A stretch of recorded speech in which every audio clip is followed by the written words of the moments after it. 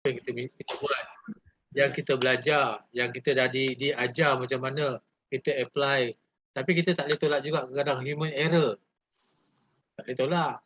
Dia ada berlaku kadang kesilapan sebab kita pun kena faham kita belajar pun melalui kesilapan. Itu jugalah. Betul tak, Captain? Betul. Betul. Memanglah ada Betul. human error. Kita susun bendera tu, ada satu bendera tinggi sikit 1 inci. Ada satu bendera rendah sikit 2 cm kan. Okey. Jadi kalau kita tengok kepuasan kita. Visible tu nampak itu rendah sikit. Jadi ada orang okey tak apalah.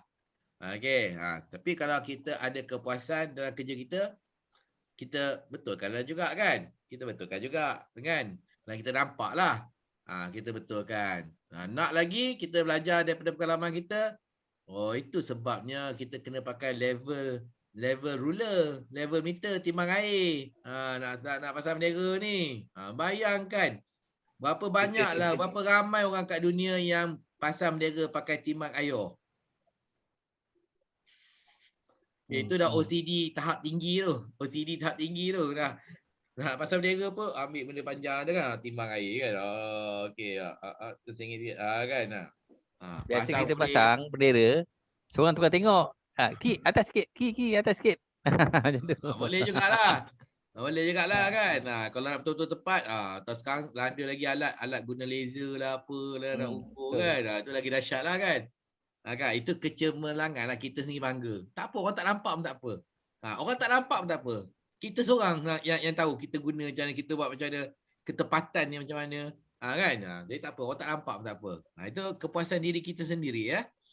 Jadi kalau kita puas, kita satu ikhlas, lepas tu kita seronok dengan kerja kita, memang kita akan melakukan lebih daripada hakiki. Kita akan sanggup melakukan di luar daripada waktu kerja. Kita juga sanggup mengeluarkan wang ringgit kita juga untuk melakukan sesuatu untuk organisasi kita, orang tak tahu pun tak apa. Dan akhir sekali, kita juga akan timbul keseronokan kita bekerja. Timbul keseronokan kita bekerja. Tak adalah malas nak bekerja dan sebagainya kan, seronok nak bekerja kan. Okay, jadi ini Cap, nak tanya sikit. Cap. Okey, kalau rasa kat MTDC ni saya rasa tak ada kot. Dulu saya pernah dengar lah macam company-company lain lah. Saya malah nak mention lah. Ada sampai tak suka orang tu disihir lah, di macam-macam dibuat lah. Macam lepas tu kadang-kadang macam department by department tak suka, tak mau bekerjasama. Bergaduh dekat apa situasi, bergaduh kat meeting lah. Ada tak situasi Cap rasa benda ni memang berlaku ataupun memang ada keburukan ke apa dia punya tu, boleh komen sikit? Okey. Jadi pertama sekali ada dikatakan over competitive.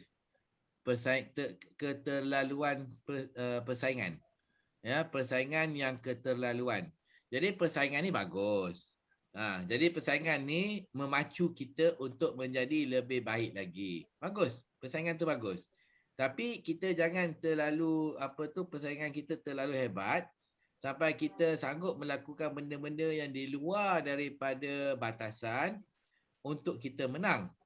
Tapi kalau kita dah terlalu persaingan, rasa terganggu dan sebagainya, nak juga dapat satu, nak juga menang, nak juga dapat nama, nak juga dapat ini, dapat juga itu kan.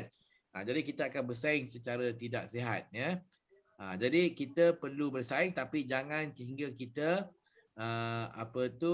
ada mewujudkan persaingan yang keterlaluan, extreme competitiveness ya, extreme competitiveness. Contoh Azizul Hasni ya. Azizul Hasni contoh terbaiklah dengan pesaing-pesaing dia lah. Mereka bersaing. Hari-hari training lah apalah kan. To push each other kan. Tapi diorang bersaing di situ. Ya, diorang bersaing secara sihat. Tak adalah nak sihir ke, nak saja jatuhkan orang ke, nak apa ke. Diorang bersaing secara sihat, ya. Dan kita tengok apabila Azizul Hasni kalah, siapa tu pelumba Australia tu yang menghalang dia tu kan? Ya, betul. Kan? Yang menghalang dia, kita salahkan pesaing tu kan? Ya. Jadi yang menahan pelumba-pelumba lain daripada ke depan tu. Jadi dia kata apa?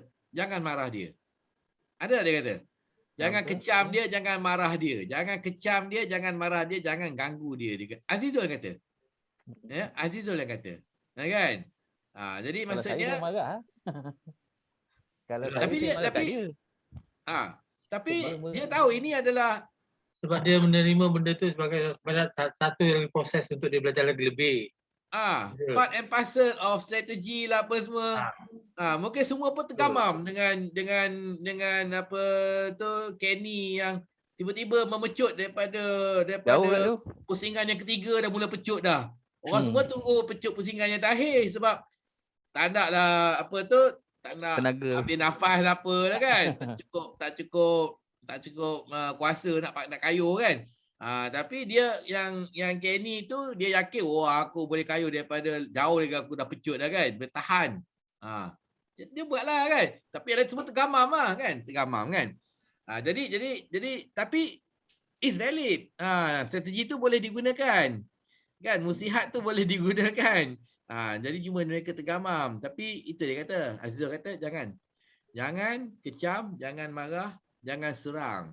Yang Australia tu. Dia ingatkan Yalah, netizen kecam dia orang. Kenapa tak ikut kan? Sejak daripada yalah, dia kan? jarak-jarak kan lepas tu. Ya. Itulah jadi isu. Mungkin yang satu, mungkin kita tak tahu juga strategi Australia tu. Yang pegawai Australia tu mungkin satu pertama dia ingat dia pun tergamam. Apa benda Kenny buat ni kan, bila nak kejar pun dah 3 saat pun dah jauh dah kan. Kan? 3 saat pun dah jauh dah. Dia pun tergamam kan. Dia pun terkejut tak? Ataupun nombor 2, dia tak nak bersaing dengan Kenny. Dia persaingan dia bukan dengan Kenny, persaingan dia dengan yang kelompok tu. Jadi dia nak bersaing dengan yang itu. Dapatlah silver ke, dapat gangsa ke, persaingan dia dengan yang itu. Jadi dia tak nak kejar yang itu. Mungkin juga kan? Ya? Dia tak dapat kejar kot. Dia tak dapat kejar dan dia tahu itu bukan persaingan dia. Persaingan dia yang itu, kelompok tu. Jadi antara kelompok tu yang dia kena manage dan dia kena bersaing nak dapatkan medal. Kan? Mungkin juga strategi dia lah. Ya, macam-macam lah kan. Lepas tu akhir sekali keredoan. Jadi Azizul bermula di kedudukan yang paling belakang sekali kerana apabila sebelum mula, maka mereka kena cabut undi, tengok kedudukan yang 1, 2, 3, 4, 5, 6. Jadi kebetulan pada perlumbaan itu dia cabut, dia dapat yang nombor 6 yang terakhir. Itu di belakang sekali. Kan? Dia kena reda jugalah kan. Bukan yang nombor 1, nombor 6 kat belakang tu. Dia nak ke depan kan. Lepas tu takut orang lain tahan lah apa macam-macam lah halangan kalau kita belakang sekali. Kena block lah apa semua kan. Jadi itu satu contoh competitiveness at a very high level. Sporting competitiveness. Okay, bukan yang extreme competitiveness. Jadi kita kat tempat kerja pun kita pun ada persaingan. Rakan sekerja, satu unit, satu jabatan kan. Kadang persaingan ini dipupuk oleh majikan kita juga. Ya, dia ada ranking lah, ada apalah, ada anugerah khidmat cemerlang dan sebagainya. Jadi ini semua adalah untuk mewujudkan persaingan di kalangan warga kerja supaya mereka mengejar kecemerlangan, terdorong untuk mengejar kecemerlangan. Ada imbuhan. Kalau tak ada, maka tak ada dorongan untuk mengejar kecemerlangan. Takut semuanya ke belakang. Okay, macam biasa je. Kan kita semua macam biasa. Tapi yang ini bila ada reward, ada imbuhan dan sebagainya, jadi harapannya mereka dapat menggalakkan satu budaya di mana orang nak buat lebih. Nak buat lebih, ya. Kerana tiada keikhlasan. Kalau nak bersandarkan keikhlasan, sampai bila pun tak ada kecemerlangan itu. Jadi nak memacu kecemerlangan, maka diadakan skema-skema seperti ini. Tapi skema-skema seperti ini maka mewujudkan persaingan. Ya, mewujudkan persaingan. Itu je lah. Jadi bila mewujudkan persaingan, aku dapat, awak tak dapat. Dia dapat, saya tak dapat. Macam itulah. Kan? APC tu berapa orang dia dapat? Bukan semua boleh dapat. Kan? Kalau semua dapat anugerah perkhidmatan cemerlang, pun tak ada makna juga kan? Betul. Kalau Academy Award, kalau semua filem yang diterbitkan pada tahun yang sama mendapat anugerah Grammy Award, ada nak bersaing? Ayah saing lah. Tak payah bersaing lah. Semua dapat. Asalkan ada movie, adalah dapat. Kan? Asalkan ada. Kita pun asalkan pergi kerja, dapatlah anugerah khidmat cemerlang. Asalkan pergi kerja. Asalkan ada di tempat kerja. Dah. Jadi semuanya akan balik kepada satu prestasi yang lagi rendah kan. Jadi itu persaingan. Tapi masalahnya, bagi setengah orang, dia nak menang at all cost. Dia nak menang at all cost. Itu persaingan ekstrim. Bila persaingan ekstrim, dia sanggup buat apa saja supaya dia menang. Apa saja pun dia sanggup buat. Sihir, jatuhkan, bunuh, sabotaj dan sebagainya. Sebab dia nak menang. Kan? Jadi itu adalah persaingan yang ekstrim. Ya. Jadi majikan memang menggalakkan persaingan. Ya, dia menggalakkan persaingan antara warga anggota satu tim. Dia menggalakkan persaingan antara departmen. Jadi ada departmen, galakkan persaingan, kan? Ya, menggalakkan persaingan antara anak-anak syarikat, menggalakkan persaingan antara agensi-agensi kerajaan, menggalakkan persaingan antara kan. Jadi itu sebabnya diwujudkan agensi, tengok contoh, agensi teknologi. Banyak sebenarnya. MTDC bukan satu aja. Dia banyak lagi. Ya, banyak lagi agensi. Jadi ada juga persaingan kan. Walaupun adalah beza-beza, kita cuba beza-bezakan tak sama. Tapi sebenarnya sama juga. Menggalakkan teknologi juga. Ya, walaupun kita kata tak sama, tapi menggalakkan teknologi juga. Cuma perkhususan kita menyediakan incubator. Diorang tiada perkhususan menyediakan incubator. Mereka ada perkhususan untuk memberi dana teroka. Contohlah kan. Tapi masih lagi dalam ruang yang sama, iaitu ruang untuk memberi galakan kepada usahawan teknologi. Kan? Jadi bank. Kenapa bank ada banyak bank? Sebab persaingan juga. Cuba kalau kat Malaysia ni satu bank aja, apa jadi? Monopoli ya. Apa jadi bila monopoli? Satu bank aja. Monopoli. Suka saya lah. Saya nak buat apa pun. Suka saya lah. Kan? Okey, ambil Charge nombor. lebih. Nak ambil, tak nak udah. Nak ambil nombor lah. Kan? Ambil nombor. Tunggu Ini lah. aku, Kan? ini aku punya pinjaman, ini aku main interest. Kau nak ambil, tak nak udah. Tinggi ke tak tinggi, kau jawab sendiri. Tak ada berebut-rebut kan. Jadi berebut-rebut nak menyediakan perkhidmatan sebab ada persaingan. Jadi persaingan bagus. Keterlaluan yang tak bagus. Jadi macam mana kita nak mengelak daripada persaingan keterlaluan? Jadi kita bersaing nak jadi bagus, tapi kita jangan iri hati bila orang lebih bagus daripada kita. Kan? Kita nak kecemerlangan, kita buat sebaik-baik untuk kecemerlangan. Tapi jangan kita iri hati orang lagi bagus daripada kita. Jangan iri hati. Tapi kita ada kaji, macam mana dia dapat Macam mana dia buat Apa dia buat Bagaimana dia buat kan? Bagaimana dia dapat tu? Kan? Itu boleh. Kita tanya soalan tu, kita tengoklah. Kan? Kita buat yang sama.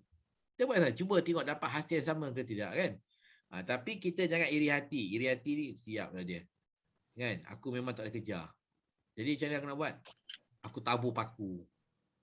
Okey, aku memang tak boleh kejar Kenny ni. Apa aku buat? Sebelum race kan, malam esok aku nampak, aku tengok mana tempat simpan basikal dia. Aku potong dawai. Aku potong dawai rim dia. Contoh. Aku potong dawai brake dia ke kan? Aku keluarkan angin dia kan. Sabotaj. Aku curi basikal dia, lagi bagus. Aku bekokkan rim dia ke? Kan? Itu iri hati lah.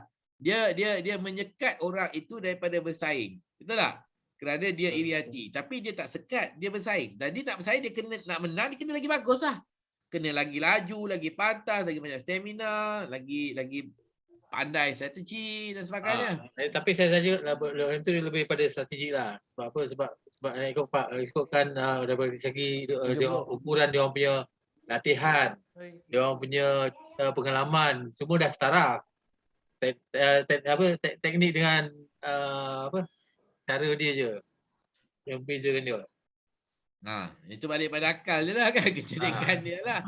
Kan? Sekarang kecerdikan pula lah yang membezakan. Bila nak mula kayuhan, kalau dari belakang macam mana, ke depan macam mana kan. Itu kecerdikan dan juga pengalaman akhir sekali lah sebab bendanya sama.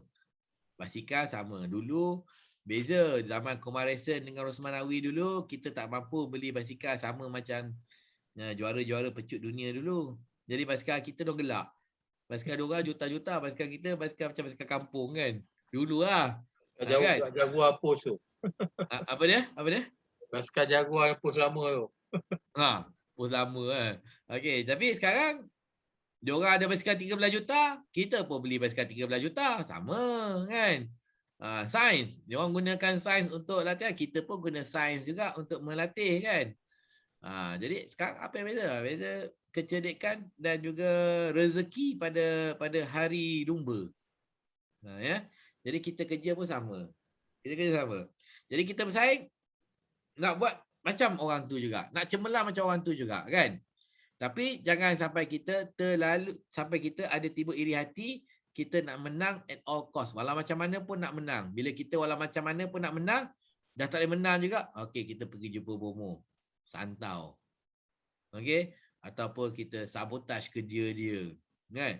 Atau kita sekat dia, kita halang dia, kita cantas dia, kita tak beri kerjasama kepada dia.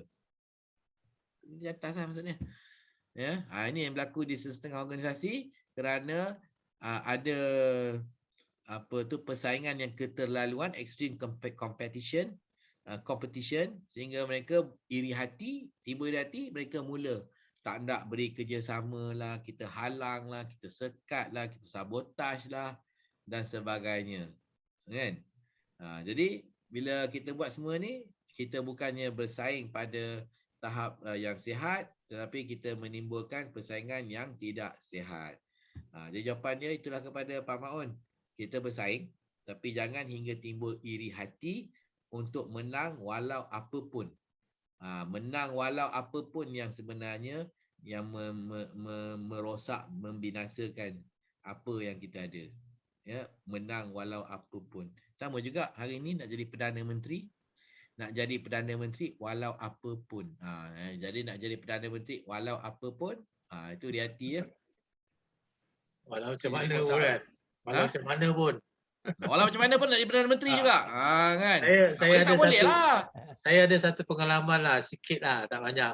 Saya macam, tapi sampai sekarang dia terpahat kat saya. Apa dia? Dalam bidang memanah dulu, masa saya masuk sukan. Macam mana saya overcome the situation dan masa saya bertarung berjumpa dengan yang saya jumpa ni semua dah high level ni. SEA Games punya player. Saya ni underdog. Underdog macam mana? Underdog. Jadi bila saya jumpa tu saya pun mencoba. Game apa ni? Memanah. Masya-Allah. Okey. Masa tu kejohanan tu dekat UM Open dan dijemput daripada Indonesia, Thailand dan Singapura, ada SEA Games player semua. Korea tak ada. Tak ada masa tak ada. Tak jemput. Itu dah termasa. Ini ASEAN saja. So masa saya main lah game dan kebetulan masa game tu saya ranking bawah. Carta ranking saya kena jumpa dia orang. Saya daripada ranking bawah tu, yang 90 lebih memang player ni. Tak ada ranking pun. Lawan nombor 8. Lawan yang ada ranking, yang main untuk negara SEA Games. Saya jumpa Indonesia. Tapi masa awal duduk je bunyi perit je baris tu memang saya berdebar lah. Tapi saya pun cakap diri saya, yang apa saya nak takut kan. Yang saya nak lawan sekarang benda diri saya. Dengan apa yang saya buat, result tu. Yang saya nak tembak ni adalah result saya. Dan apa saya nak takut orang sebelah. Dia tembak dia lah. Cara kita dapat overcome the situation yang buatkan kita ni lagi perform lagi bagus sebenarnya. So saya dapat kalahkan dia. Indonesia punya saya dapat kalahkan. Thailand yang first ranking dalam kejohanan tu, dia first ranking, saya dapat kalahkan dia. Dan saya dapat kalahkan Singapore punya ranking juga, yang main untuk Singapore punya team. SEA Games. Daripada situ nombor saya naik tu. Daripada nombor 90 lebih, naik 30 lebih, naik 30 lebih, top 10. Dia punya tu. Itu terpahat lah sampai sekarang. Kan. Dan ramai orang menggalakkan keterlibatan kita dalam acara sukan. Sebab pengajaran kita daripada acara sukan, persaingan dan acara sukan tu kita boleh bawa kepada persaingan kita di tempat kerja. Cara kita kerja, cara kita berlatih kan, kita boleh bawa. Bawa ke tempat kerja kan, ketekunan kita berlatih kan. Dan lepas tu keyakinan diri kita melaksanakan tugasan. Jadi sama juga macam kita bermain apa-apa acara lah, acara sukan lah kan. Macam saya pula, saya sejak kebelakangan ni 3-4 tahun ni saya berkecimpung dalam berlari, acara berlari kan. Kan. Jadi saya ni dulu memang malas berlari lah, apa, tak suka berlari lah, apa semua kan. Tapi satu yang saya belajar kan, nak mencapai sesuatu kena mula. Macam nak lari lah. Nak sampai ke sana, kena mula berlari. Kan? Jadi sampai tak sampai perkara kedua lah. Tapi kena mula berlari. You have to start. Kena mula. Nak buat kerja apa-apa pun di tempat kerja, kena start juga. Mula juga. Macam berlari, mula juga. Jadi itu pengajaran yang saya faham daripada pelibatan saya dalam acara terbaru saya, dan saya guna. Jadi kita banyak lesson ya. Banyak lesson kita boleh belajar daripada bersukan. Itu saya suka bila bila rakan-rakan terlibat dalam sukan. Sebab dia punya pengajaran dia banyak kan. Banyak yang kita boleh gunakan di tempat kerja kita. Okey. Bagus tu Hang Tuah. Terima kasih Pak Maun pun. Bagus. Kupasan Pak Maun tadi tentang persaingan, persaingan keterlaluan. Okey, jadi sekarang ni nampak ni dah masuk balik dah ni. Dah ada nak tanya kita tengah bincang tajuk apa ni coach? Okey, tadi tinggal 3 orang je tadi. Tadi tinggal kita berempat je tadi. Okey, jadi tinggal berempat tadi kita bercerita tentang organisasi.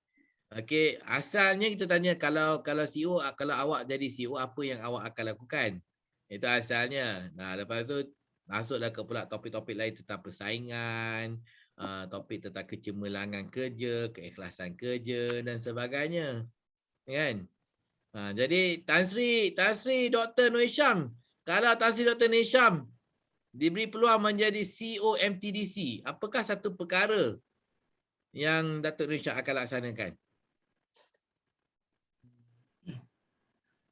Saya suka dengan vision of our current CEO now, which is dia nak MTDC ni jadi knowledgeable organisation, which is kita fokus pada knowledge of our team. Jadi untuk full utilize of this knowledge, I memang I punya impian ialah all the works dalam MTDC ni dia become automated and digitized. Semua kerja-kerja yang melibatkan administratif, sebab culture of work MTDC memang melibatkan administratif. Macam orang urus grant, dia ada paper dia ada dia punya ni, dia submit paperwork, kena uruskan grant. Jadi kita bayangkan kalau all these activities daripada application sampai dia punya letter of offer online, even agreement contohnya, kalau boleh sekarang ni agreement nak kena tangan, nak kena company secretary, proses dia tu patah balik, pergi balik pos sana pos sini, jadi dia panjang. Saya bayangkan kalau everything tu, ya macam sekarang kita install apps or FADs, kita select agreement by tick je kan. Even bank pun sekarang ada sistem dah boleh bagi loan through phone call je. Contohnya macam yang baru ni moratorium pun dia tak ada sign dah. Kita klik kat online, and then everything considered approved. Jadi kalau lah kita boleh 100% digital, Dan kita boleh banyak fokus pada value added service tu. Bolehlah kita fokus pada knowledgeable, maksudnya mungkin setiap members dalam MTDC ni kena cari some of apa sertifikat yang dia nak ambil contohnya. Kalau macam HR mungkin HR professional. Kalau incubator mungkin on apa tu macam international incubator management punya certification kita boleh ambil. Benda-benda yang macam tu. So kita become knowledgeable organisation lah. Tapi kita taklah buat benda remeh-temeh sangat. Which is sekarang ni benda tu masih jadi major activities lah. Bukan TID saja. I believe admin sama macam-macam kan. Documentation, meeting, approval. Macam kita nak bila nak luluskan penyewa, 2 meeting nak masuk. Orang nak sewa je sebenarnya. Kalau benda tu boleh online, approve pun online, tak payah masuk meeting lagi cun. Betul? Betul jugalah. Jadi maksudnya kita ni terlalu fokus kepada operation. Yes. Kita terlalu fokus pada operation. Jadi bila kita terlalu fokus pada operation, kita tak ada masa untuk kita merancang dan memikir cara nak buat lagi bagus. Kan? Vision dah ada. CEO, our current CEO vision tu betul dah. Dia nak knowledgeable. Tapi maksudnya on ground work, itulah dia punya challenge. Ya, betul lah, betul. Terima kasih ya. Jadi dia nak jadi Tan Sri ni wawasan dia kalau dia jadi CEO, dia nak automate semua benda yang rutin-rutin ni. Semua benda-benda yang tidak ada value add, dia nak rutinkan benda tu. Jadi tak nak staff dia membazir masa untuk membuat operasi. Kerana value bukan pada operasi, execution. Value adalah pada rancangan. Ya, memikirkan rancangan, menyediakan rancangan dan melaksanakan rancangan, bukannya operasi hari-hari kita buat tu kan. Ya, jadi kalau boleh kita nak automate lah benda yang remeh-remeh ni kan. Automate bagi buatkan sistem dan sebagainya. Itu visi Datuk visi Tan Sri Nur Hisham. Saya tambah sikit boleh? Boleh tambah? Okay. Saya suka wawasan daripada Tan Sri untuk automation punya vision tu. Tapi kalau kita MTDC sendiri, saya nampaklah pengalaman saya, kalau MTDC sendiri nak adakan digitalized culture, automation, machine learning semua tu, MTDC kena invest in term of sumber, macam mana kita nak digitalizekan work culture tu. Maksudnya kalau kita nak buat macam satu sistem, contoh admin nak sistem asset. Contoh kita cakap based on pengalaman, kita nak buat sistem asset, kita nak pakai sistem QR code, no paperless. And then kita buat benda tu. Tapi dari segi sumber, kita punya team adalah limitation dari segi siapa nak buat sistem tu. Sebab team ICT pun dia banyak job, banyak overload job. Dan kita terpaksa nak kena queue. Kita punya schedule. Bolehlah dia masuk IT lah. Bagus. Sebab pengalaman kita memang kalau kita queue tu memang Joker masuk IT tutup UPM. Jadi saya nampak kalau MTDC nak implement digital culture, why not ICT team tu kena besarkan lagi lah team. Sebab semua department akan ada digitalize, semua akan ada plan digitalize macam. Yalah, sebab kita buat in-house, in-house. Sebab kita tak buka kat luar sebab ANC kan.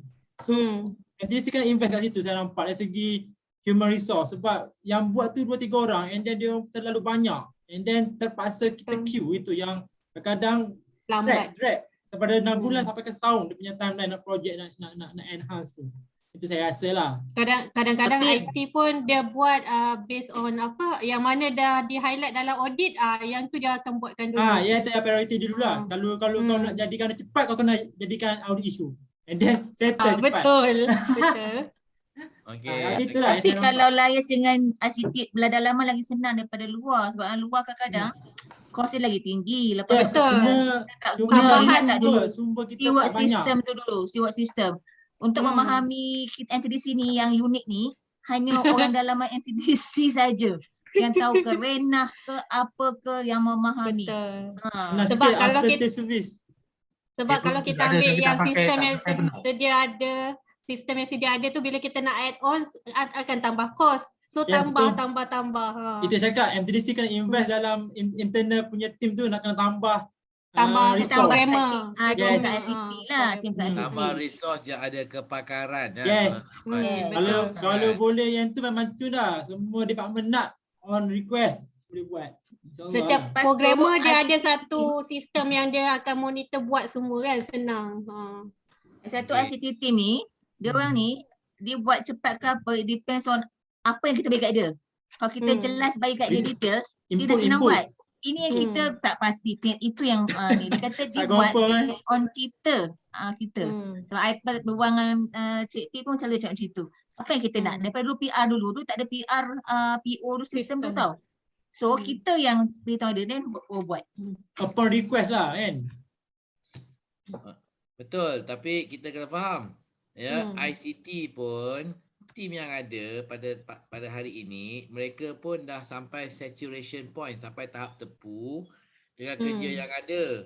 Setakat Betul. inilah kan. Betul. Setakat ini nak keluarkan ada 26 hari bulan itu yang- invoice untuk sewa. Ya, itu saya dan kadang sebagainya. terfikir. Itu pun dah sampai sini dah. Itu yang nosy offer tu. Captain, So saya ada background. Sebab nosy dah memandang ke depan, UPM punya listing lagi 5 tahun. tak sambung ke agak-agak? Tak tahu, Masih- itu management kena decide. Management kena decide. Alamak, Jumpa TNC. baru install bil jumpa besar tu. BC. Itulah. Okey. Jadi saya katalah satu kepakaran, satu workload. Okey, jadi kalau workload tu dah sampai sini, maka kita bagi dia yang baru, dia ada keikhlasan, dia cubalah buat juga, tapi dia pun ada juga kekangan kerana waktu kerja, kalau dia tak boleh kerja 24 jam sehari kan. 96 je. Betul. Dia boleh tambah 2-3 jam lagi ekstra setiap hari, tapi kalau dah sampai tahap tepu tak boleh buatlah juga kan. Jadi kalau betul organisasi nak kejar digitalization, maka kena mengadakan sumber-sumber yang boleh melakukannya. Jadi nak itu kenalah ambil kepakaran daripada luar kan, ambil kepakaran daripada luar, ataupun kita hantar staff kita untuk pergi belajar dan datang balik kepada kita untuk implement, tetapi dia tidak bolehlah buat selari dengan kerja yang dia dah sedia ada. Jadi tak terbuatnya nanti. Okey, jadi selalunya nak tengok sama ada organisasi ataupun pengurusan atasan ada komitmen ke tidak untuk mencapai visi, maka tengoklah kepada organisasinya ada tak jabatan yang khusus memberi tumpuan kepada perkara itu. Jadi kalau nak tengok Tan Sri nanti, dia kata nak kejar digitalization, nak tengok betul kat dia cakap ni ke lepaskan batuk di tangga saja kan. Jadi kalau dia betul, itu yang dia nak buat, digitalization of the organisation, knowledge management dan sebagainya. Jadi apabila dia menjawat jawatan CEO nanti, maka dalam masa 100 hari yang pertama dia akan menubuhkan satu jabatan digitalization. Nampaklah dah ada jabatan dah. Okey, lepas tu isikan Dia dah ada dah jabatan. Jabatan tu dah ada dah. Dah ada dah jabatan tu baru. Awal tahun. Habis tu kenapa pula Datuk Tan Sri Nur Hisham kata bila dia jadi CEO dia nak visi yang itu? Sebab Itu bukan kitab. Bukan kitab. Bukan kitab. Okay. Sebab macam yang Ramos bagi tahu tadi lah. Kita ada tapi progressively kita quite slow. Sebab I pernah berkesempatan lah join some of the brainstorming. Actually message daripada board director memang dia nak MTDC fully towards digitalization ni. Tapi tahap mana digitalization tu kita di peringkat operation ni kena bagi tahu juga pada atasan apa yang kita nak. Level macam mana digitalization itu yang kita mahukan. Sebab operation kita yang ada hari-hari. Mungkin pada dia macam tu lah. Kalau kita tak buat paper, pada dia bawah tak ada masalah. Dia tak tahu masalah tu apa. Management tak involved directly dengan daily operation ni. Tapi kita kena beritahu lah. Kita nak sistem tu macam mana. Itu Macam penting. Jack boleh Satu lagi kan, share ke? macam sekarang ni kita talk about macam EDMS. EDMS actually dia bukanlah betul-betul digitalization, dia digitization. EDMS sebenarnya menambah kerja kita. Kalau dulu maksudnya Yes. kita ada kopi, kita dah ada kopi, kita nak scan, upload soft copy. Itu digitization, bukan digitalization. Sebab itulah EDMS ni kurang mendapat sambutan sebab kita dah ada kerja dah. Dah jadi benda tu dah jadi hard copy, nak suruh scan lagi, upload lagi dekat sistem. Jadi hala tuju digital tu bukan menyenangkan kerja, dia menambahkan workload. Bayangkan berapa banyak surat agreement, Maybe for berapa future page nak kot. kena scan. Dia nak Nasri. kena buka kepala-kepala dia kan, dia masukkan lagi. Macam Sistem not friendly. not. Mungkin saya nampak EDMS ni bukan untuk sekarang, mungkin untuk 5 tahun dia punya senang nak refer. Itu saya nampak. Yelah, maksudnya dia itu kalau macam kalau Dia unit pengkalan data digitalization fokus kat situ banyak, maksudnya yang tu bukanlah main activity on digitalization. Bukan, itu bukan. Digitization Cuma of document. dia server parking situ je sebenarnya info. Dia buka dia punya Kerana keperluan kita kena ada digital copy, maka dia buat digital copy dan letak kat situ. Tapi masih lagi apa semua benda, urusan masih lagi hard copy. Manual. Manual. Dia yang menyenangkan macam contoh GL kita request. Kan, everything approve semua online semua kan. GL claim sekarang dah senang lah. So kita boleh tengok dalam tu sistem kita daripada bila ke semua dah dalam tu dah. Kita punya apa tu GL kita. Ini saya ingat dulu masa saya tahun 1999 masa saya kat Shell dulu. Maka kita nak menghadap milenial baru, kan millennium bug. Jadi kita dah invest dalam satu sistem dipanggil SAP. SAP ni sistem ERP lah. Accounting. SAP. Resource planning. Resource planning. Itu semua dia ada FMS ada, FMS modul ada, financial management system ada, marketing management ada, material management ada, macam-macam lah. Jadi bila ada ni, kita dah tukar lah. Tak payahlah lagi kita hard copy lagi. Jadi bila contohnya ada PO, saya sediakan PO. Jadi bos saya akan masuk tengok ada PO, dia approve. Approve lepas tu dah. Tak payah nak hard copy lagi. Tapi bos saya kan apa dia kata? Misalnya kata, bos, log in to your system, please approve. Azmi, cetak hard copy bawa sini.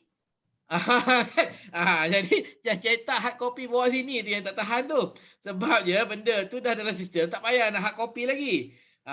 Tapi cetak hard copy bawa sini, lama-lama apa yang berlaku? Walaupun dah ada sistem, setiap kali ada PO, saya kena cetakkan hard copy bawa kat dia. Untuk dia tengok data-data kan? Jadi tu benda tu is not digitalization lah. Benda tu digitization lah. Jadi benda tu tahun 99 pun dah ada masalah. Sekarang pun ada masalah lagi. Sekarang ni banyak sistem macam e-perolehan kerajaan. Semuanya online sekarang. Invoice lah, DO lah, receipt lah, apa semua, pembayaran semua online. Tapi banyak lagi kita diorang ni. Tolong hantar hard copy. Tolong hantar pejabat, chop hard copy kami. Dia buat apa nak cop hard copy LO? Kita dah ada e-perolehan. Tak payah dah tuan. Kita nak simpan rekod dalam file kita. Jadi benda ni jadi dua kerja. Online pun kena buat, offline pun kena buat. Baik macam dulu tak payah online, semuanya offline. Jadi satu kerja. Sekarang jadi dua kerja. Sebab online pun ada, offline pun ada. Kerana pertama sekali budaya kerja.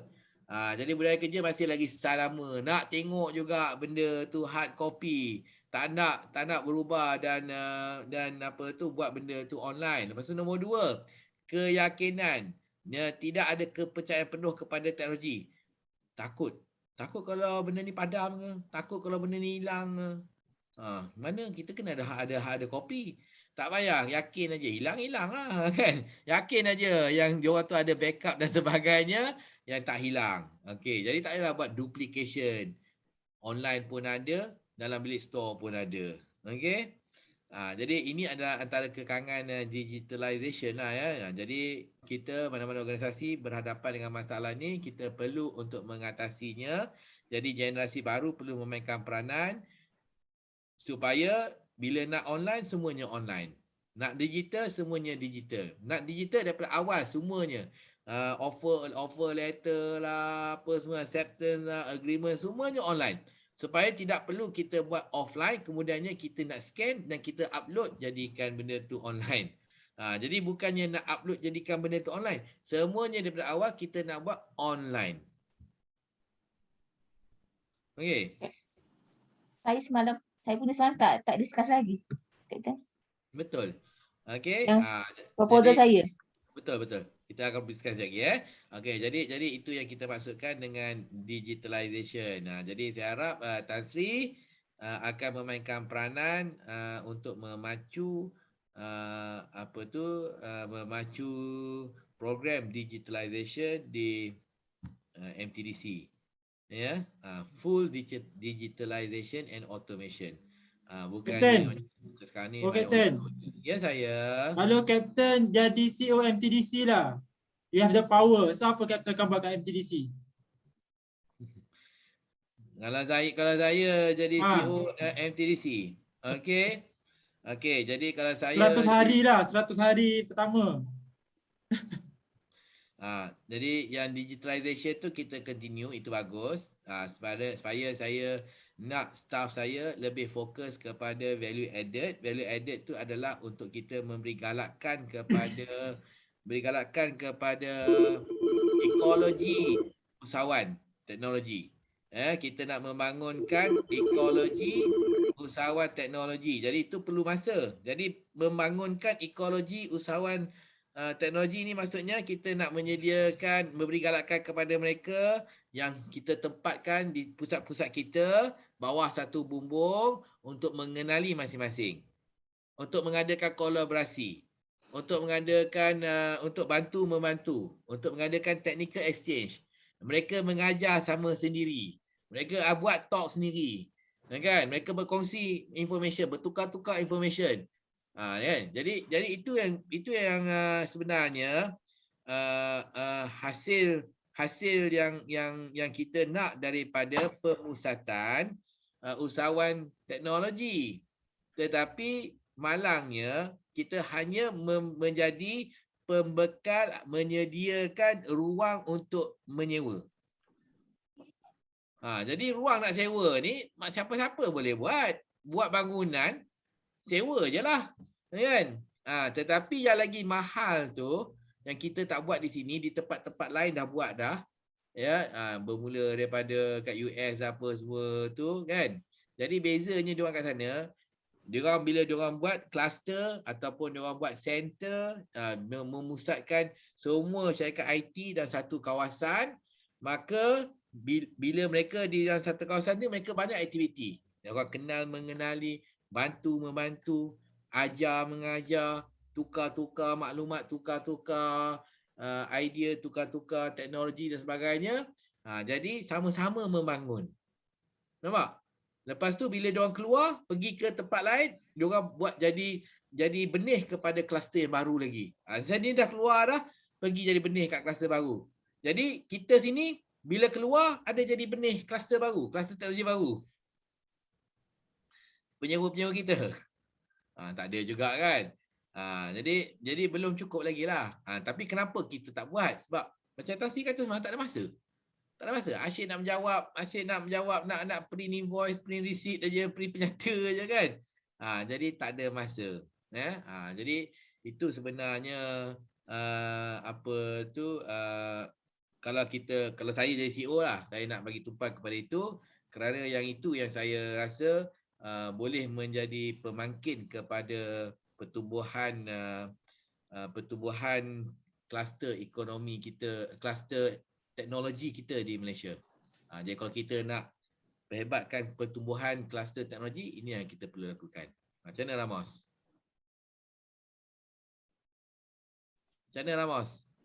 Apa? Macam mana Terbaik. Ramos? Aku cakap terbaik. Tapi kan? itulah betul lah kita nak meet digitalization, tapi dari segi enforcement tu, dari segi kita nak implement digitalization tu, kadang-kadang ada staff bukan yang IT savvy.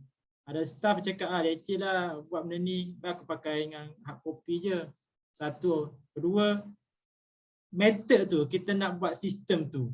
Kadang itu kena banyak try and error kan. Nak kena implement, enhance lagi.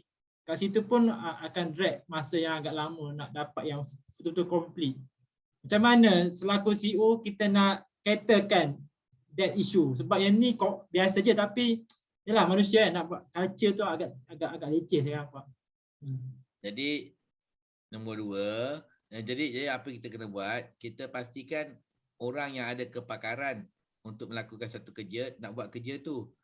Jadi orang yang tidak ada kepakaran nak buat kerja tu, janganlah buat kerja tu. Jadi kita kena pandailah nak susun organisasi kita, susun kembali saya baru-baru ni hantar saya terlibat dalam kerja di ada satu syarikat aviation, Post Aviation. Jadi Post Aviation ni diorang ada buat satu sistem management system online nak menyusun jadual kerja mereka. Kerja mereka ni adalah untuk bila kapal terbang masuk, mereka kena servis kapal terbang. Jadi ground agent kepada beberapa airline. Jadi bila masuk, diorang kena servis kapal terbang tu, bersihkan kapal terbang apa semua. Jadi kena ada buat shift lah, kena ada peralatan dan sebagainya, mereka kena susun. Okey. Jadual dia. Jadi diorang buat satu sistem. Jadi sebelum ini mereka buat bukan online, mereka buat guna kertas A3. Tahu tak kertas A3, kertas A4 4 besar tu. Jadi itulah buat ini pekerja-pekerja dia untuk job ni. Esok pukul 2 ini pekerja-pekerja dia, supervisor dia, alat. Okey. Kan? Lepas tu bila buat sistem, kata buat online. Buatlah online. Tapi apa yang diorang lakukan, diorang buat dekat kertas tu, lepas tu diorang masukkan kepada online. Diorang buat kertas dan diorang masuk kepada online. Lepas tu bila orang tanya, aku kerja tak esok? Roster. Bukan tengok online, dia tengok balik dekat kertas A4 tu. Kertas A3. Nampak tak? Jadi maksudnya 2 kerja sekarang. Daripada 1 kerja, dulu kertas sahaja. Sekarang ni tambah 1 kerja, dah buat dekat kertas, masukkan ke dalam sistem. Tapi tak guna apa-apa pun dekat dalam sistem tu. Sebab masih lagi guna pada kertas itu. Kan?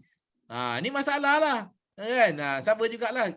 Kita buat agreement, kita buat offline, kita tanda tangan semua, lepas tu kita buat PDF, masukkan, tapi nak merujuk nanti, kita telefon. Ramos, kau pergi bilik file, kau cari file tu. Kan? Kau cari agreement tu. Kena pergi cari yang hard copy tu kan. Padahal dah ada dah PDF, tapi kita tak guna. Jadi, maksudnya kita kena ada kebergantungan sepenuhnya kepada digital system kita. Jadi caranya jangan adakan apa-apa hard copy. Jangan ada apa-apa hard copy. Jadi bila tak ada hard copy boleh kita buat. Jadi nak jadi orang yang ada resistance mesti juga ada hard copy. Kita tukarlah kerja lain. Kita tukarlah kerja lain kan. Kita tukar pada kerja lain kan. Jadi yang tak kritikal menggunakan digital dan elektronik. Okey? Okey Ramos.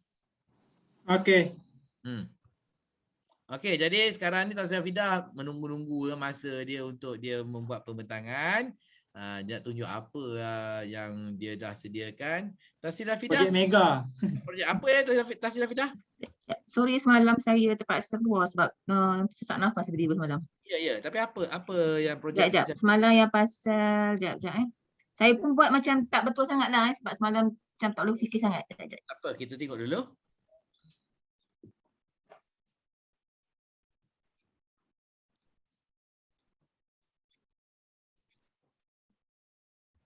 Nampak tak?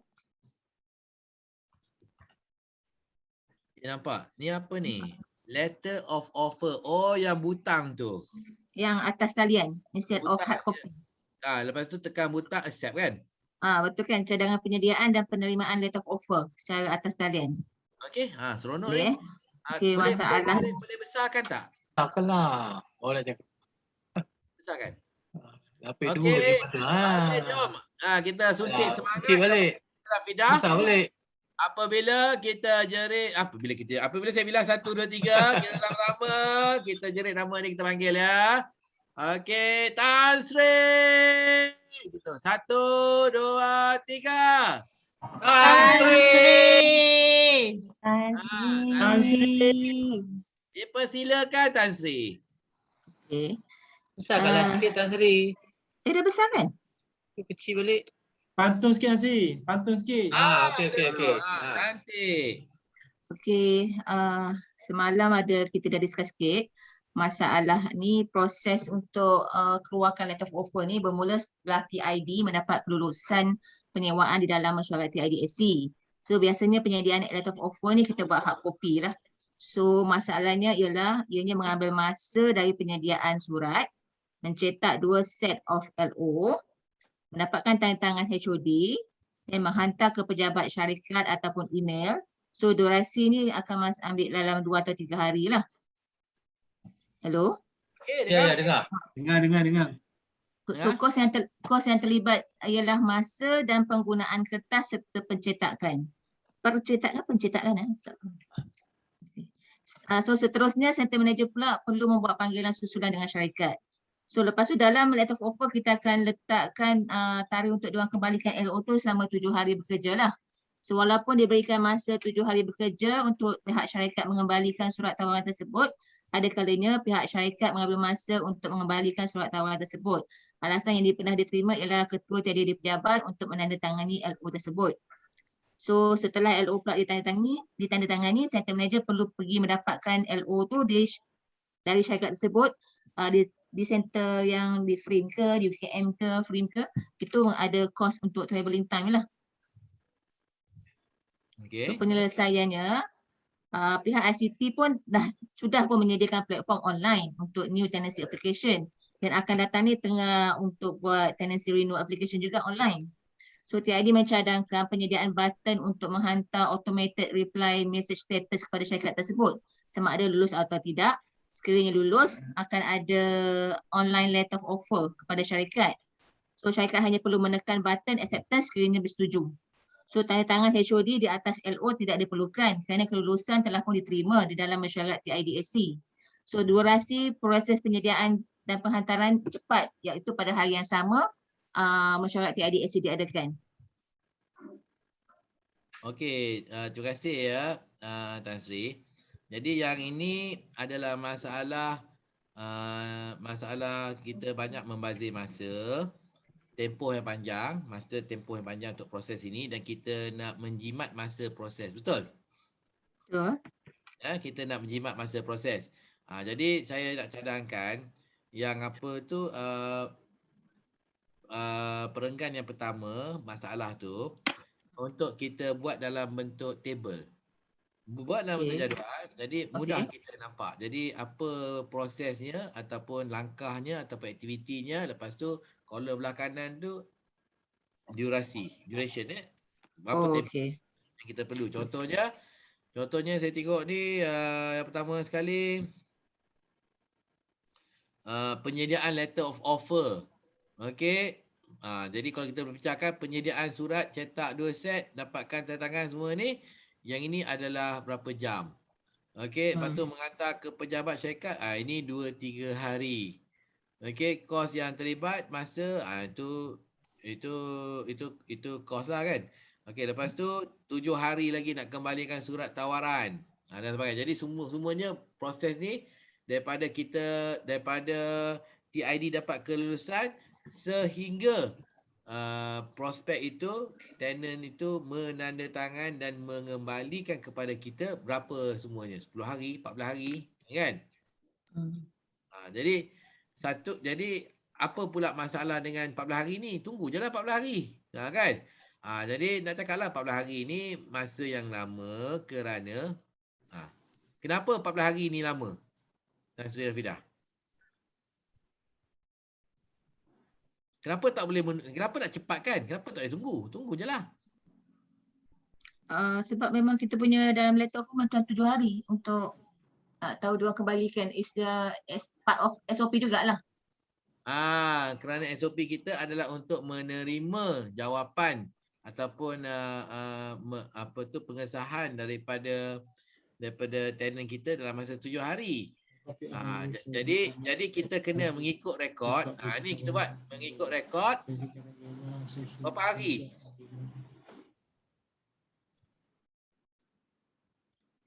Oh, kena rekod-rekod yang biasa lah. Jadi tengoklah rekod tahun 2019 ke 2018 ke ataupun dari tahun 2016 hingga tahun 2019 3 tahun ni. Okey, semuanya kita ada membuat 30 permohonan ataupun 50 kelulusan. Okey. Jadi daripada 50 kelulusan pada peringkat mesyuarat TID SC, kita ada 50 kesemuanya. Daripada 50 ini, berapa peratus yang dapat submit dalam tempoh SOP tu 7 hari? Berapa peratusan? Hanya 23%. Hanya 17 daripada 50 yang submit yang kita terima sebelum dalam tempoh 7 hari. Yang lain tu 32 yang lain tu kita terima selepas tempoh SOP. So kita sekarang kita nak tepat nak menepati SOP kita ni 7 hari ni.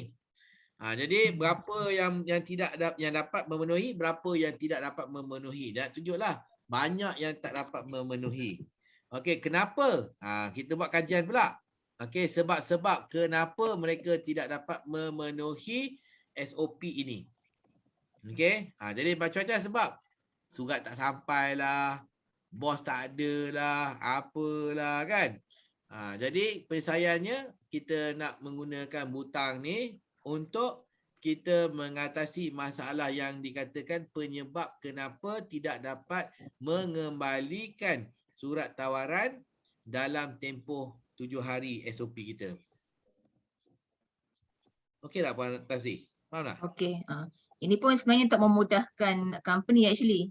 Macam Mudahkan company mana? syarikat lah. Tak payah dia nak mengusung surat to get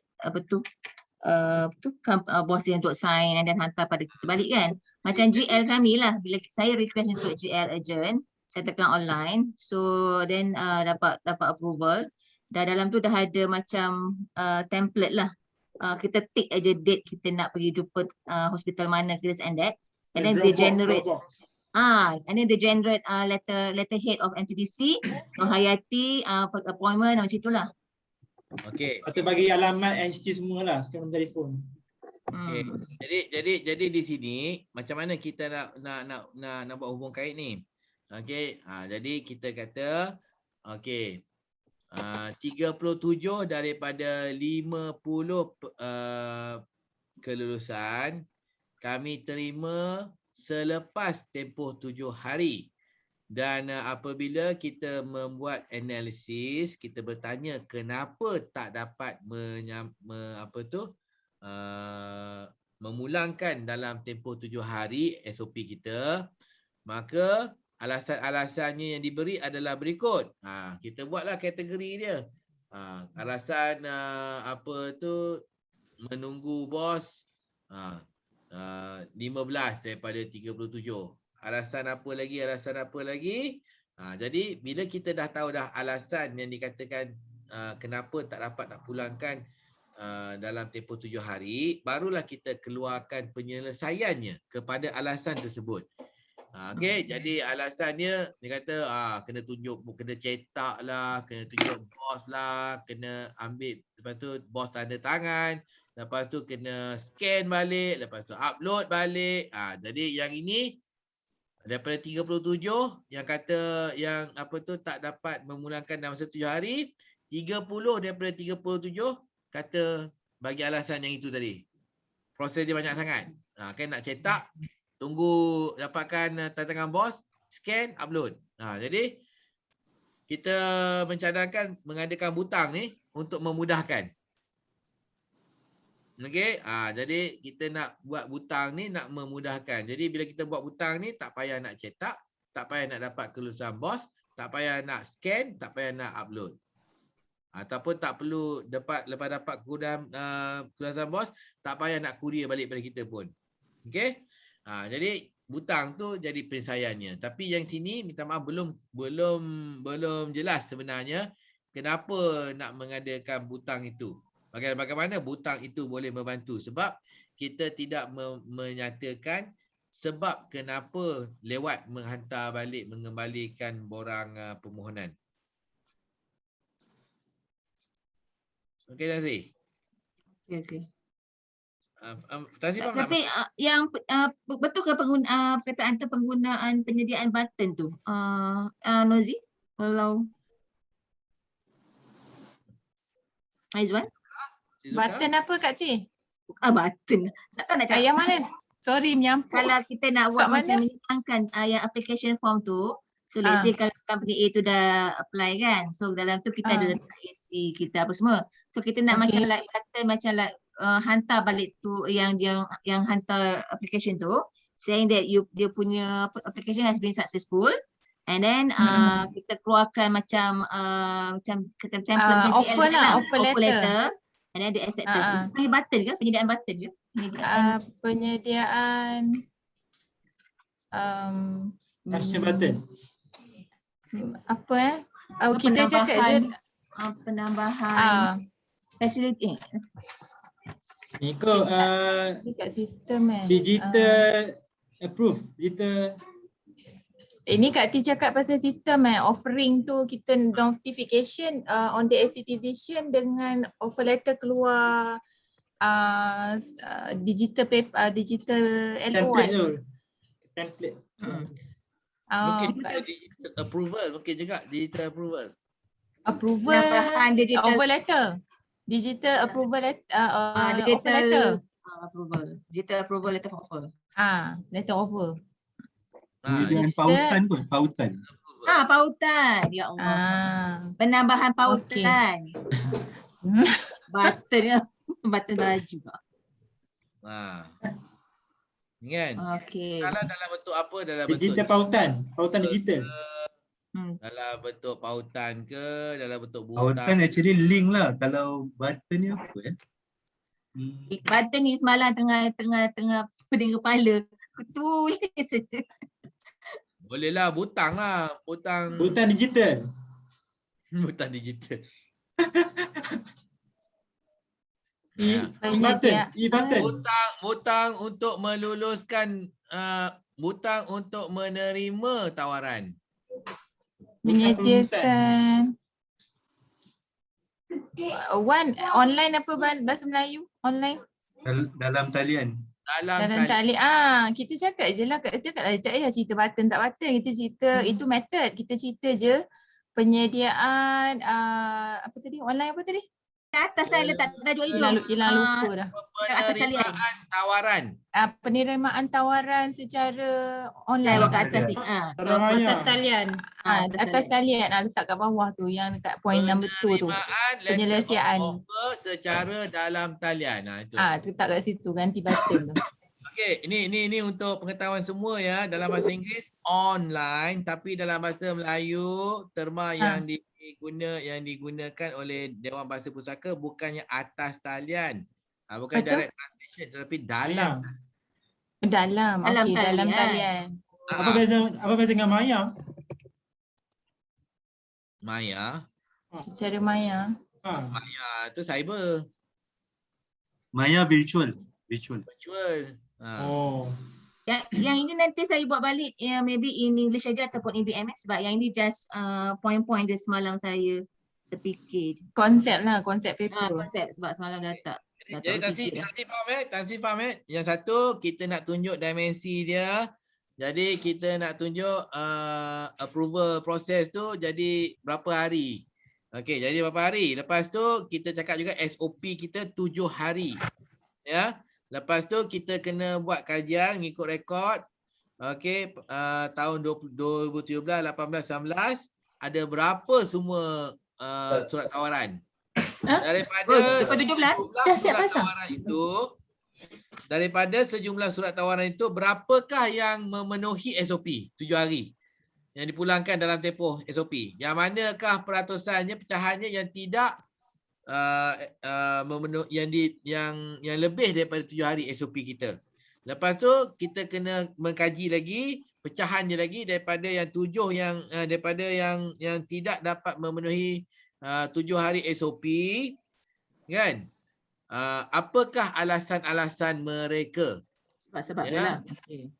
Apakah alasan-alasan mereka? Berapa kata ini, berapa kata itu, berapa kata ni. Jadi kita boleh kategorikan Jadi kategori terbesar tu boleh diatasi dengan kita mengadakan feature penerimaan tawaran letter of offer melalui dalam talian, secara dalam talian. Jadi nampak, jadi maksudnya barulah kita nampak ada masalah, kita dah kenal pasti masalah. Masalahnya sebab nak rumit lah, nak cetak lah, nak patah tangan lah, nak hantar balik kat kita lah, nak scan dan hantar balik pada kita. Jadi yang ini rumit, jadi kita cadangkan dengan butang je. Okey? Jadi kita dengan butang ke, dengan pautan ke, apa saja method je lah. Ataupun digital approval. Jadi ini memudahkan mereka dan harapannya bila ianya mudah, maka tidak lagi timbul masalah yang kita sebut tadi tu, yang mereka sebut tadi. Alasan tak ada lah, dah tak wujud alasan tu. Jadi kita nak tengok juga compliance to SOP tu yang akan datang selepas wujud sistem ni lebih tinggi lah. Lebih tinggi lah. Bukan macam sekarang ni banyak yang lebih banyak tidak mematuhi daripada yang mematuhi 7 hari. Tapi nak tahu berapa pecahan yang tidak patuh 7 hari tu? Berapa pecahannya? Ya. Jadi ini sebenarnya bukan masalah proses kita 3 hari, 2 hari, 3 hari, 2 hari. Ini sebenarnya masalah proses klien kita tu. Dia terima tawaran, dia kena cetak, kena minta bos tanda tangan. Dah bos tanda tangan, ada 2 pilihan, sama ada dia hantar kurier pada kita ataupun dia scan dan upload kepada kita. Butang tu menyelesaikan masalah tu. Okey. Tapi kalau dalam analisa kita, daripada 37 yang menghantar lewat, hanya satu saja yang kata masalah dia hantar lewat sebab susah nak cetak, susah dapat tunggu bos, lepas tu bos dah bagi, susah nak scan, susah nak upload. Kalau daripada 37 tu satu aja yang cakap masalah tu. Jadi penyelesaian kita tak bagus lah. Memang penyelesaian kita menyelesaikan masalah, tapi hanya menyelesaikan satu daripada alasan yang mereka beri. Bukan majoriti, alasan majoriti. Alasan minoriti sebenarnya. Jadi mungkin kita kena tengok, kaji dan kita buat yang lain pula. Kita nak selesaikan masalah yang besar, bukan masalah yang kecil. Yang penting sebenarnya kita nak ke arah digitalization. So tak perlulah nak more on paperless sajalah. Dan kalau kita nak paperless, maka tak payahlah kita cakap ada masalah pula kan. Jadi paperless, ini adalah satu lagi, kita nak digitalization tapi kerja ni belum lagi digital. Jadi cadangan untuk kita digitalize kerja ni, tugasan ni macam ni. Boleh ke? So, apa sebenarnya? I see. So either one lah. Sama ada yang masalah tadi ataupun yang konsep kita sebenarnya nak more on digitalization lah kan? Jadi kalau more on digitalization, cakap nak memenuhi visi Datuk CEO kita ada peluang nak digitalize yang ini, kerja ni. Kerja ni belum lagi digitalize. Ayan? Boleh? Oh, suka je, okey je. Lebih kepada digitalization lah kan? Kita memang moving towards that. Bising, rumah saya bising sikit je. Lebih dari digitalization, then tak payahlah cakap masalah tu kan. Nak cari masalah berapa daripada 50, satu orang berapa, on time berapa, lewat dan sebagainya. Sebab dia pun one page je pun, macam tak banyak lah dia punya details macam tenancy agreement. It just saying that tapi kalau daripada segi kan dekat CAP punya sama macam kita punya guide untuk buat proposal ni ada pasal saving ke ataupun kita nak cerita pasal benefits tu. So digitalization punya tu apa yang paling signifikannya CAP? Okey. Jadi yang signifikannya bukan dalam bentuk masalah yang itulah. Ini cuma nak memenuhi polisi dasar syarikat. Memenuhi polisi. Ataupun juga untuk reducekan times time gap ke, kan human preparation dengan auto generate from the system ni kan, it will be time consuming kan, so it will be save on time lah kot, more Bukan. efficient time consuming Bukan. Masalahnya bukan itu. Masalahnya sekarang ni letter of offer dihantar ke klien. Klien kena download, cetak, dapat tanda tangan bos mereka. Lepas tu nak hantar balik tu kena scan balik dan kemudian dia hantar pada kita. Jadi kerja that part tu, that portion tu. so kita kalau kita nak letak dalam proposal kita in terms of macam benefits lah, kalau kita proceed with the cadangan ni kan. So kita nak cakap on the benefits tu, macam selain memenuhi company punya digitalization activity itulah. Policy. Dasar. Okay, boleh. So the second benefit is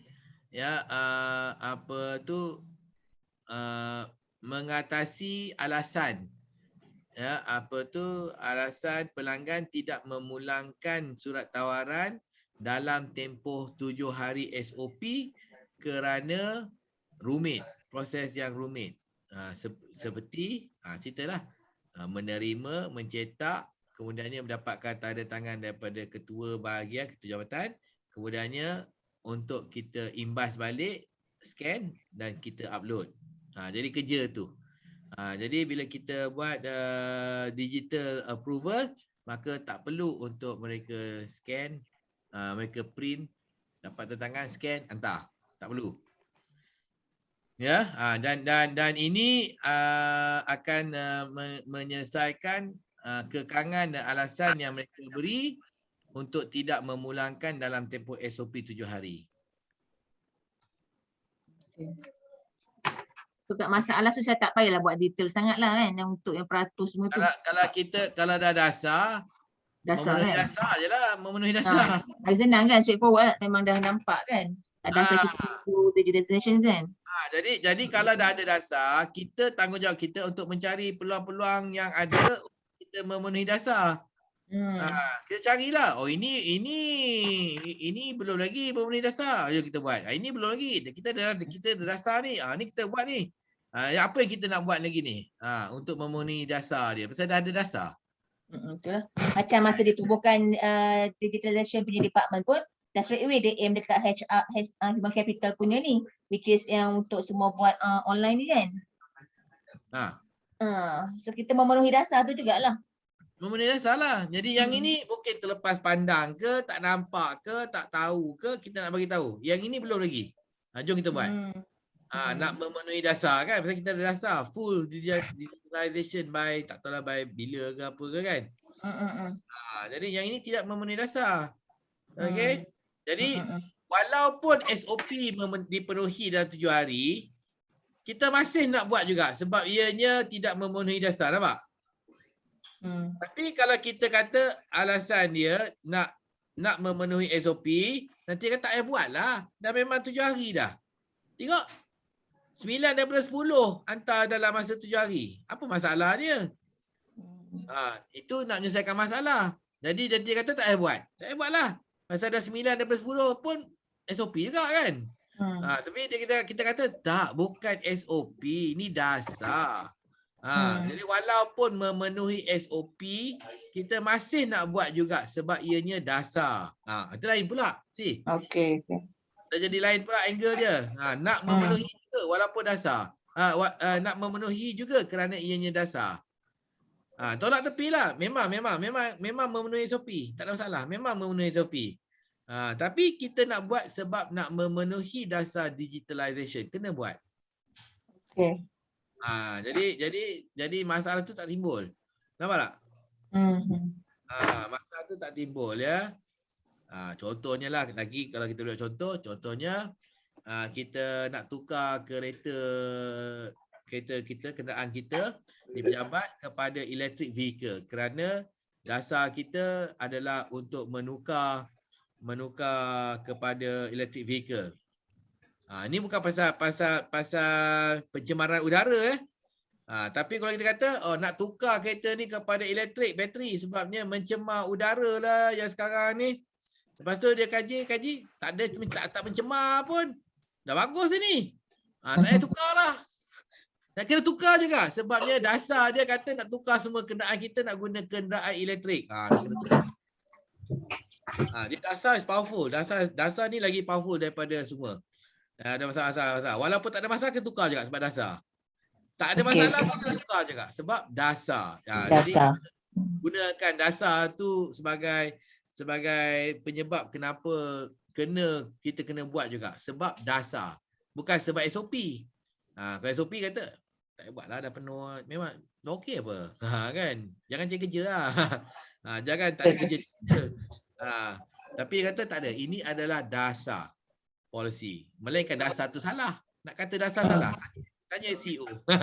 Kan? Okey. So yang atas ni saya reword balik nanti semula kan? Reword lah kita gunakan dasar. Jadi kita gunakan. Ya? Okey. Okey, bagus. Terima kasih Nasri. Sama.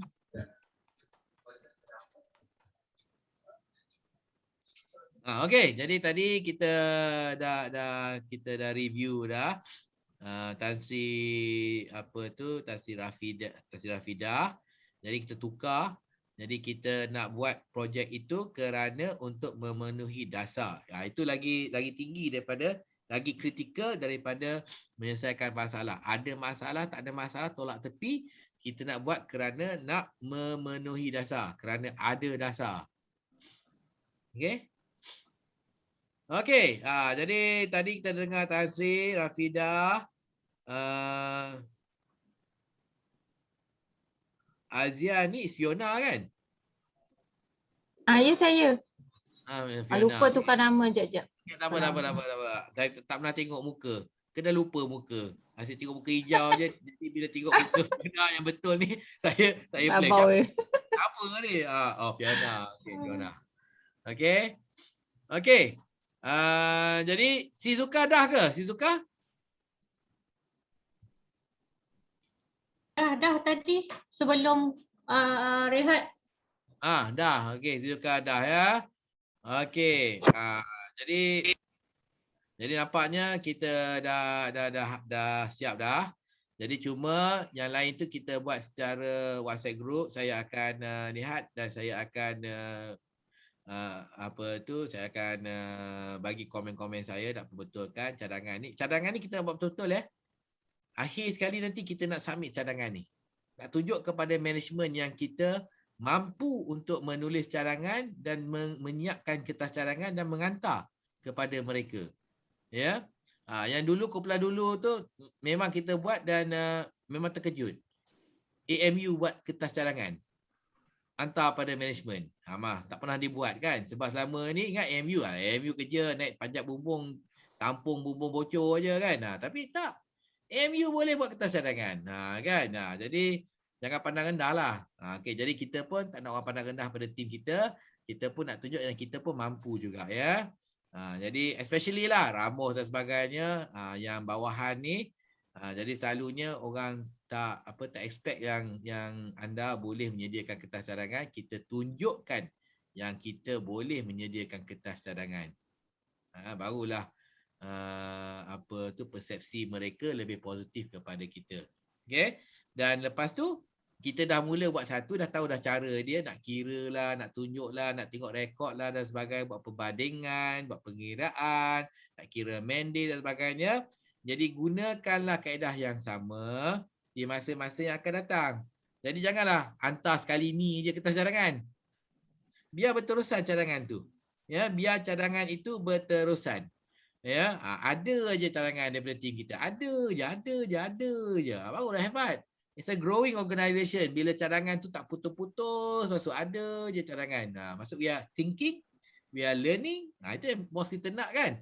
Bos kita kata kita ni knowledge organisation kan. Learning organisation. Betul tak? Betul tak Ramos? Oh Ramos. Betul. Ramos. Tengok Ramos. Ataupun Tan Sri kata, Tan Sri Syam. Apa You kata apa? Kita punya Datuk CEO kata kita punya organisasi ni apa? Vision ke? Kena jadi knowledge organisation. Towards knowledge organization. Towards knowledge organisation kan? Inilah. Towards knowledge organisation lah kan? Ya. Jadi maksudnya kita belajar kemahiran, kita gunakan kemahiran kita dan kemudiannya kita sentiasa mencadang. Salah. Benda remeh macam coffee machine pun kita buat je. Okay, benda remeh macam coffee machine pun kita buat juga. Apa-apa je lah. Lampu ke apa ke. Buat je. Asalkan ada cadangan. Jadi bila ada cadangan, benda tu maksudnya kita sentiasa berfikir dan memberi sumbangan untuk menambah baik organisasi kita. Jadi nampak yang kita ni as an employee, kita ni ada sifat caring. Kita prihatin. Ya, kita nak organisasi kita semakin maju. Kita nak organisasi kita jimat perbelanjaan. Kita nak organisasi kita untuk menunjukkan keuntungan. Kita nak organisasi kita menjadi semakin maju. Kita nak organisasi kita menggunakan teknologi. Jadi semua tu kita nak tunjuk. Jadi cadangan. Ya, bila semua berfikir dan semua berani dan boleh memberi cadangan, maka tak perlu kita mewujudkan satu jabatan organisasi, jabatan strategi. Kita tak perlu satu jabatan yang kita kata think tank. Jadi bagi saya, yang mana kerajaan negeri yang ada, dia kata think tank, maksudnya think tank. Yang itu sebenarnya menunjukkan semua orang tak berfikir. Itu sebab dia kena diwujudkan satu agensi yang untuk berfikir bagi pihak kerajaan. Which is not very good. Ahli fikir. Jadi kena gajikan orang untuk fikir tu. Kenapa? Sebab yang lain ni semua tak fikir. Okey, jadi saya harap MTDC taklah macam tu. Jadi kita nak MTDC semua berfikir. Tapi berfikir, tu saya kata berfikir, janganlah berfikir macam kat kedai kopi je. Patut buat ini, patut buat itu, patut buat ini. Patut kita tukarlah guna coffee machine. Iya ke? Boleh jimat duit ke? Ada untung ke guna coffee machine ni? Kira. Tu ada. 7,000 setahun tau kita jimat. Kita jimat 7,000 setahun kalau kita tukar guna coffee machine ikut pengiraan Ramos. Nampak? Ya. Tadi Puan Fiona tadi tak ada tadi masa Pak Maun present tadi. Kenapa? Apa dia present? Dia present pasal apa tu underutilization of photocopy machine. Okey. Dia tunjuk ada satu photocopy machine. Kita sewa 7,000 sebulan. Pada bulan lepas hanya guna sekali aja nak cetak selai je. 8 sen. Tapi kita bayar 7,000 setahun. Jadi dia dah buat dah strategi dia tadi. Dia yang mana dia nak tukar yang lagi murah sewa. Yang mana dia kata bagi balik pada tak nak sewa lagi lah, tamatkan sewa kontrak tu. Penjimatan dia adalah 14,000 setahun. Lagi banyak daripada kalau kita hentikan program ISO. Dia punya total cost berapa setahun? Dia punya total cost sebulan berapa? Pak Maun. Pak Maun. Ya. Tunjuk balik paper Pak Maun. Tengok kita punya jimat kos kita berapa. Tercabar ISO. Kalau work from office, dia sama tak dia punya? Masa work from office orang pakai tak? Takut yang tu heavy duty. Kita tanya. Kita challenge Pak Maun sikit. Tunjuk Pak Maun. Ada, nampak? Nampak. Ni, tengok.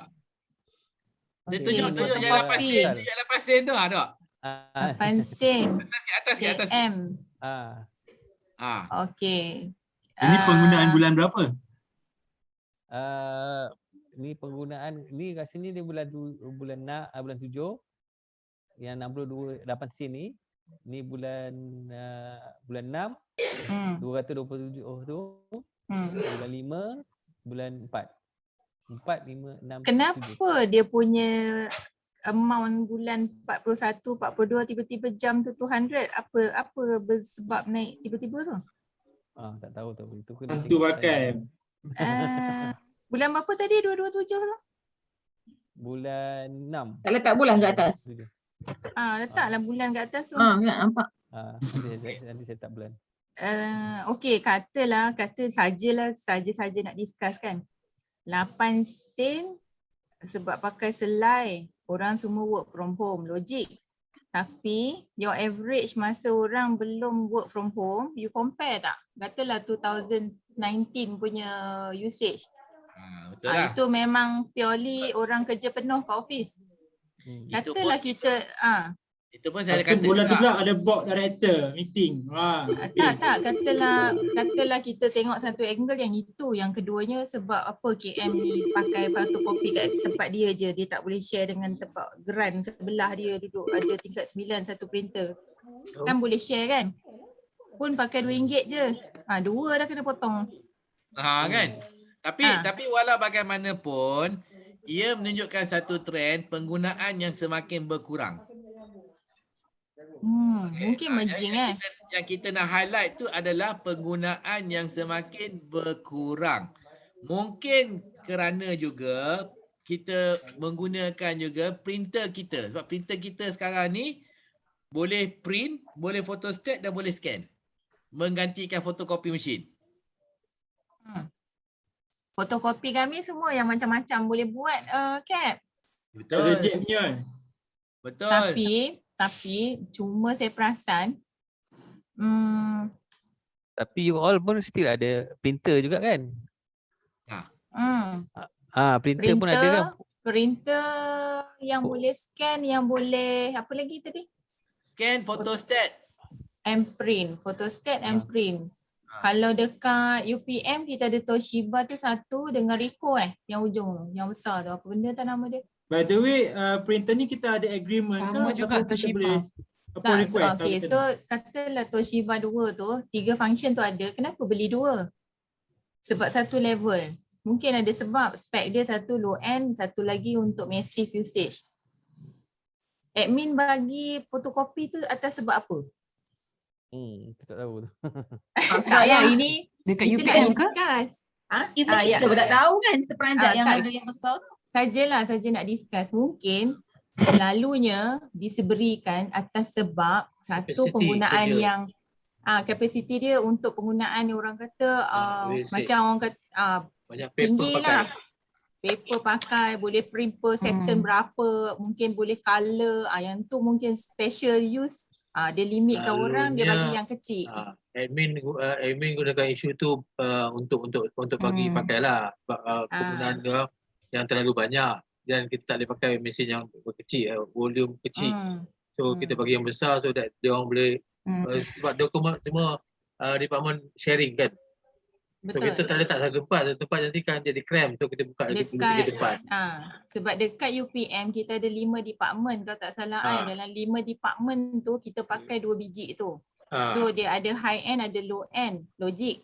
Okay, Tapi looking tempat at dia, HQ. Kita tengok dia punya venue tempat pula tu. Tempat dia jadi center tu kecil. So kita tak perlu nak macam besar macam dekat sini dia ada banyak cabang. Faham. Okay, faham. So kita tengok kat box ni yang I nampak lah immediately. Si office tak apalah ujung tu. Lepas tu TVD ni duduk tahu mana? TVD duduk ujung tu Haji punya tempat. Yes. Satu floor ada 4 printer. 4 photostat. 4 photostat. Dekat tingkat 8 sebiji je. Apa hal korang pilih kasih sangat sampai 4 biji kat tingkat 9? Okey. Recording kan?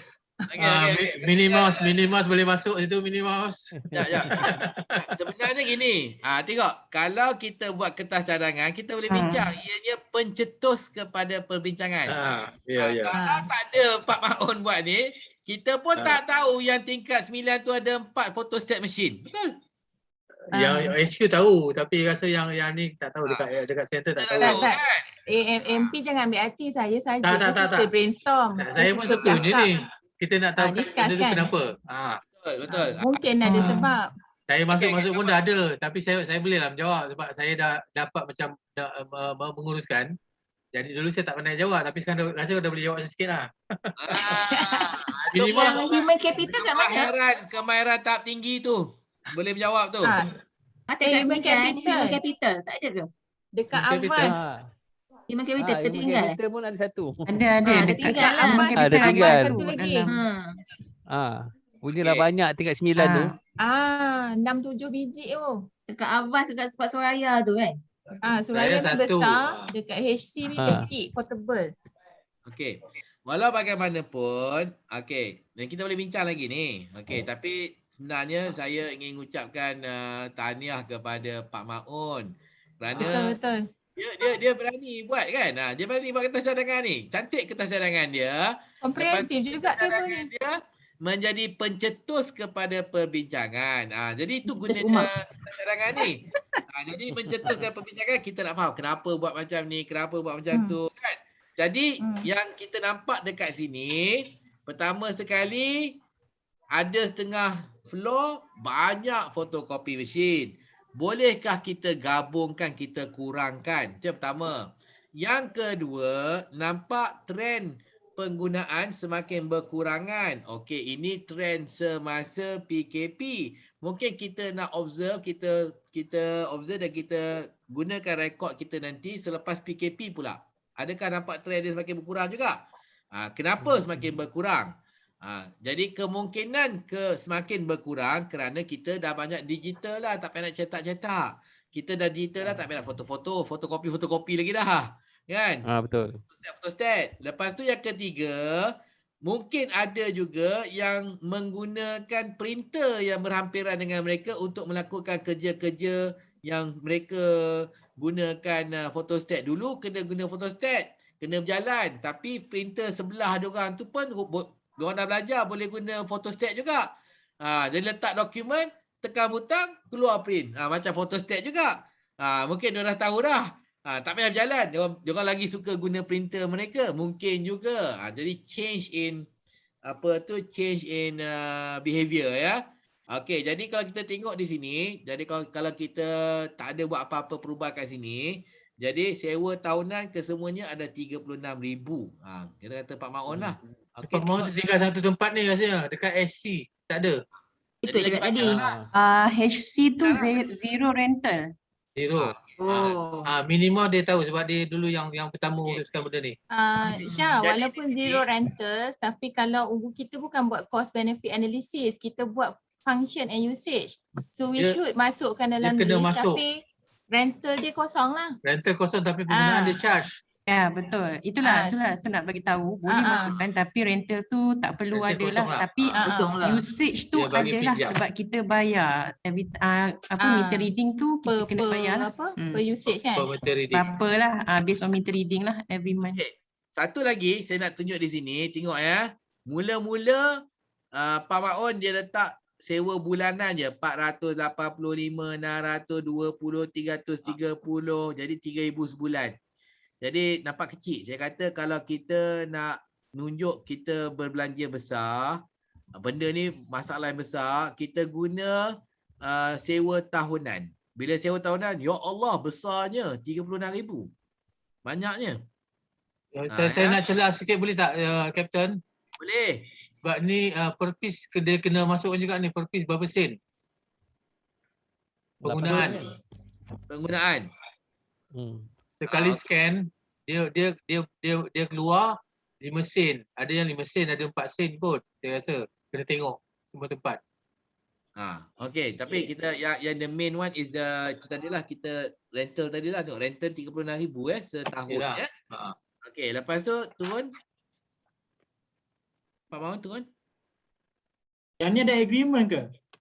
Ke macam mana? Ada. Kita sewa dengan Konica Toshiba tu. Dia 1 year 1 year basis ke atau 1+1? Okey, jadi Ada agreement. jadi setelah dia tunjuk tadi Apa sembang? Minimum dia memang 5 years. 5 years? Dah tu 5 tahun lagi. Apa dia Ramos? 5 tahun lagi. Yelah, tapi Agreement boleh terminate. boleh break. Bukan saya mati weh. Sewa je. Mungkin ada penalty. Mungkin kita bayar penalty lagi jimat daripada kita teruskan. Mungkin. Ini sebab saya rasa kita sewa ni sebab dulu saya pun pernah terlibat dalam urusan ni. Sewa beli set ni kat office.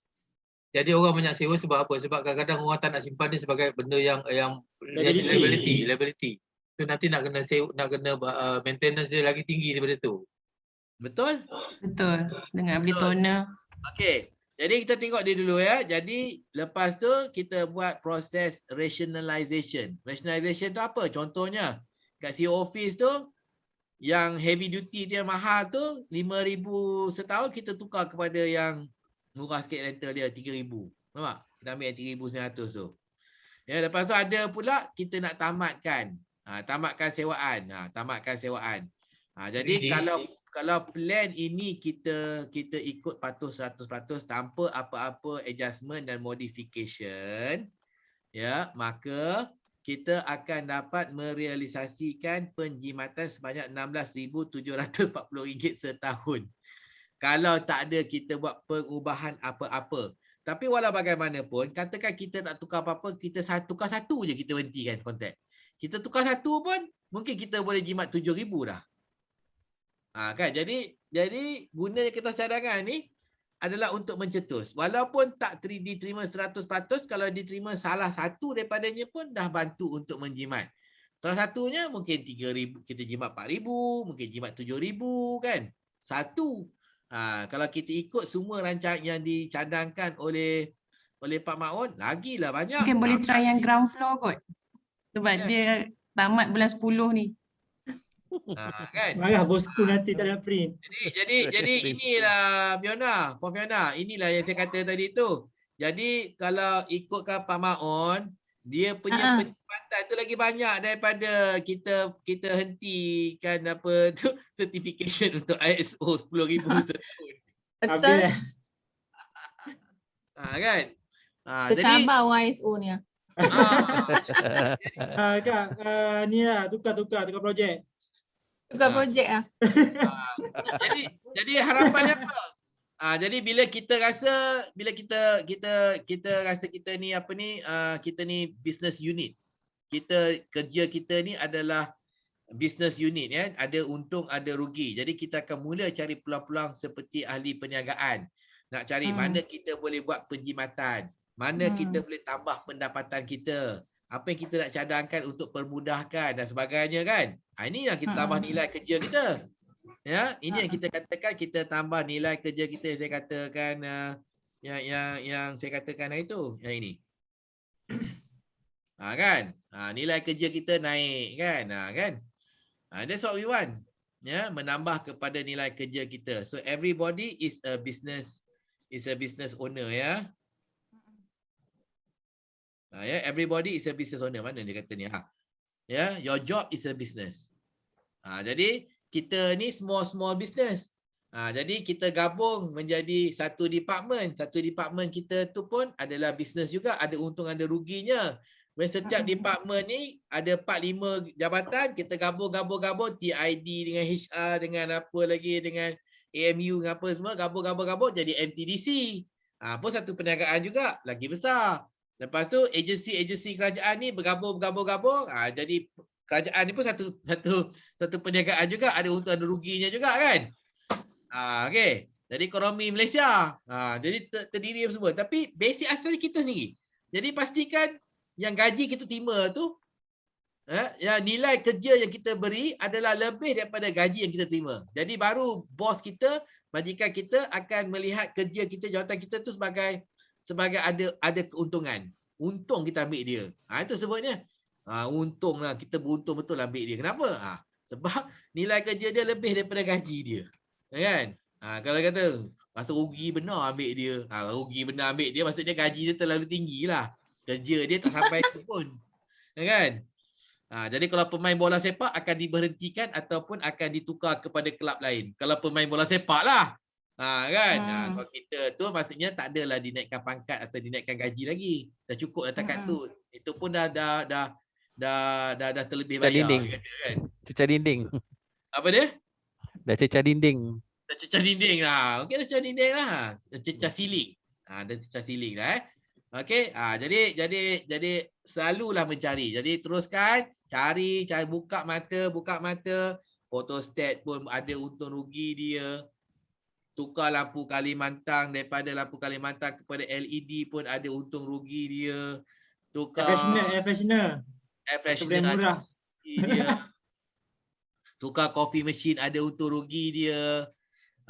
Tukar kan apa tu jenama untuk hos bidet pun ada untung rugi dia. Macam-macam lah. Kan. Buat sendiri daripada panggil kontraktor pun ada untung rugi dia. Tak nak buat sendiri, bagi kat kontraktor pun ada untung rugi dia. Jadi semuanya ada pertimbangan. Jadi setiap kali kita buat satu keputusan, kita buat pertimbangan, ada untung ke tak? Ada untung ke tak? Kan? Jadi bila kita ada untung ke tidak, insya-Allah kebanyakan daripada keputusan kita ada menguntungkan kita. Kalau kita tak bertanya ada untung ke tak untung, maksudnya kita tak kisahlah, hantarlah, bukan duit kita. Duit MTDC, hantarlah. Duit MTDC pun bukan duit MTDC, duit kerajaan. Hantarlah, tak kisahlah kan. Jadi you are not very good lah kalau macam tu, ya. Jadi kita not a caring person, not a caring organisation. Kita nak jaga, kita ada amanah ni. Jadi ni cara dia, selalu berfikir. Ada untung, ada rugi. Boleh jimat ke tidak? Mana lagi menguntungkan? Nak sewa ke tak?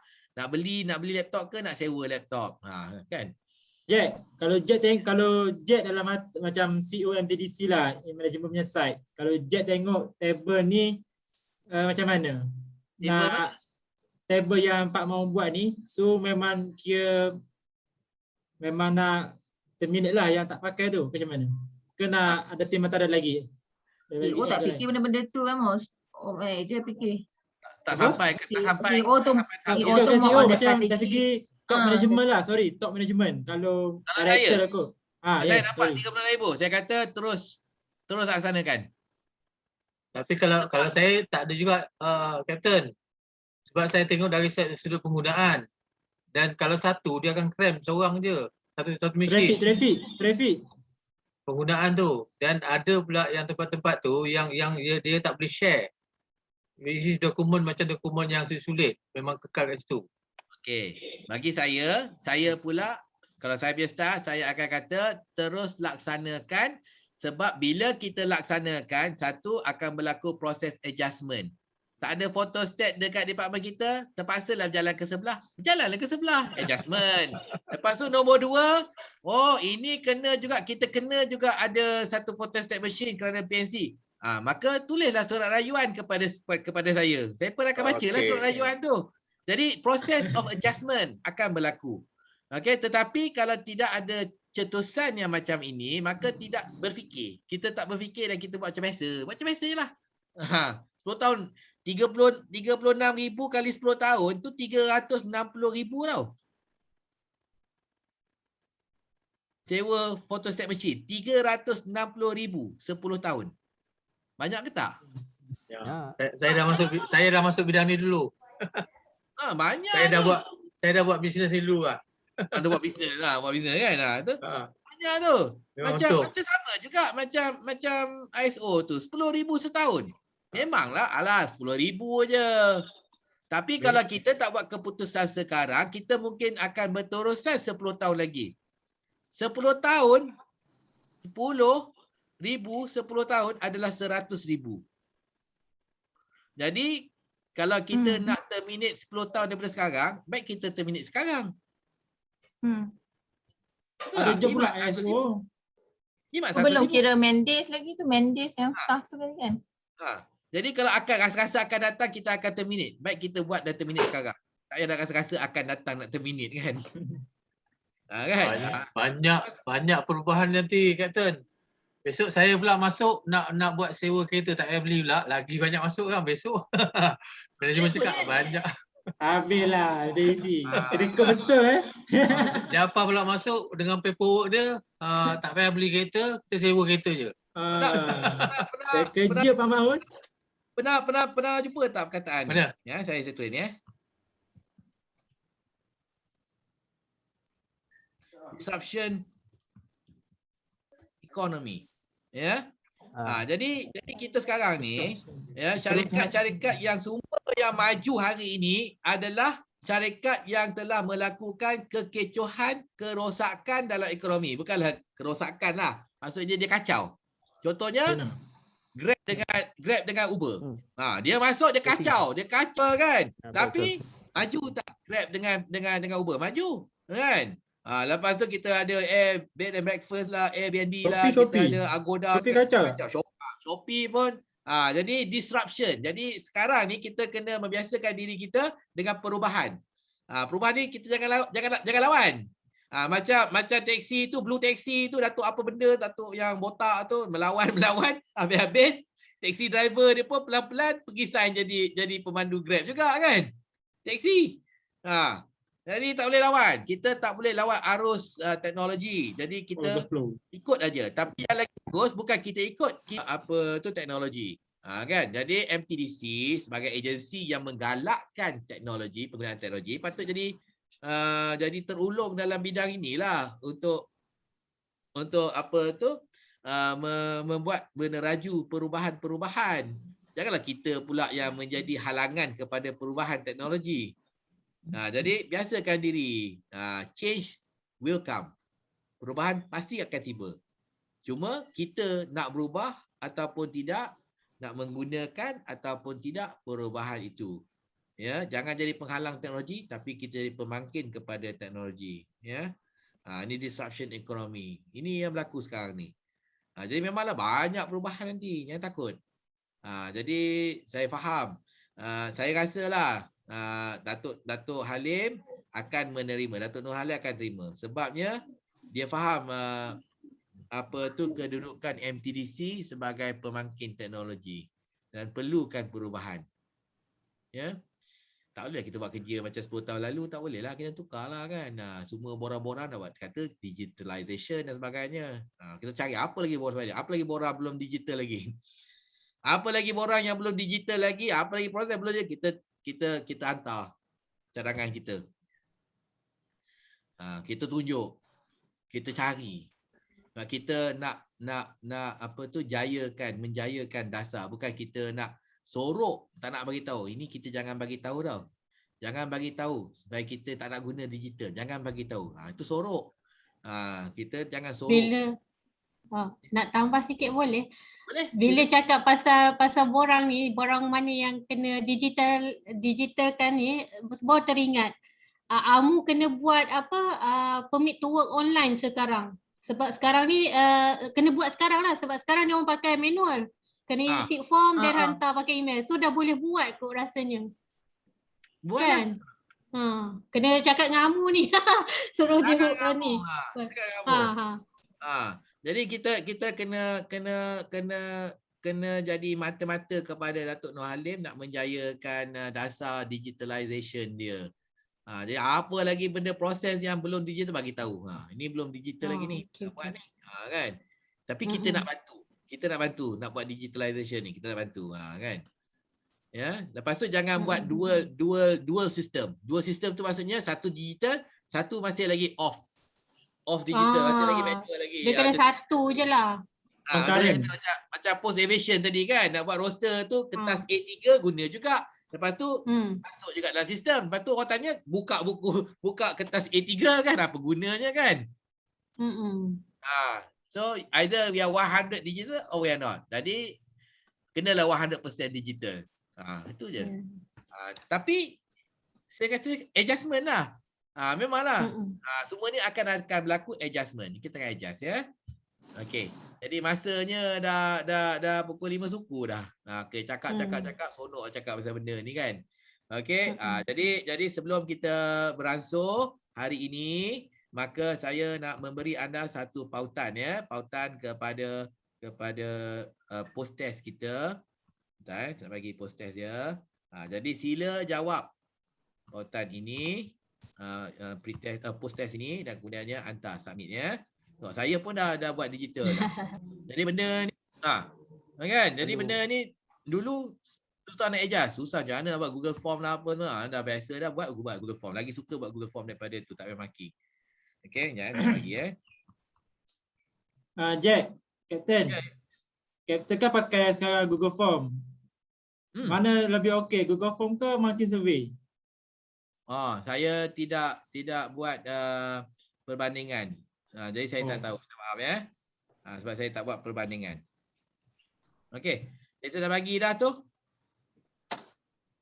Dekat apa tu, dekat chat box.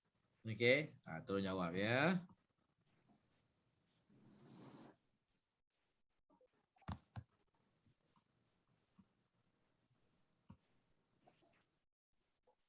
Mana awak dalam chat?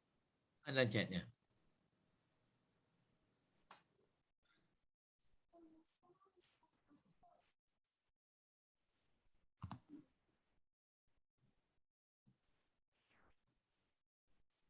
Oh ni dia dah boleh balik PRG. Ramas kata. Yang untung token dia tu. Untung.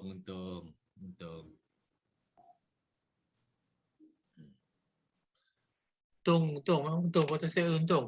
Bayangkan satu paket toner tu kita boleh beli dengan harga RM35 ke RM38.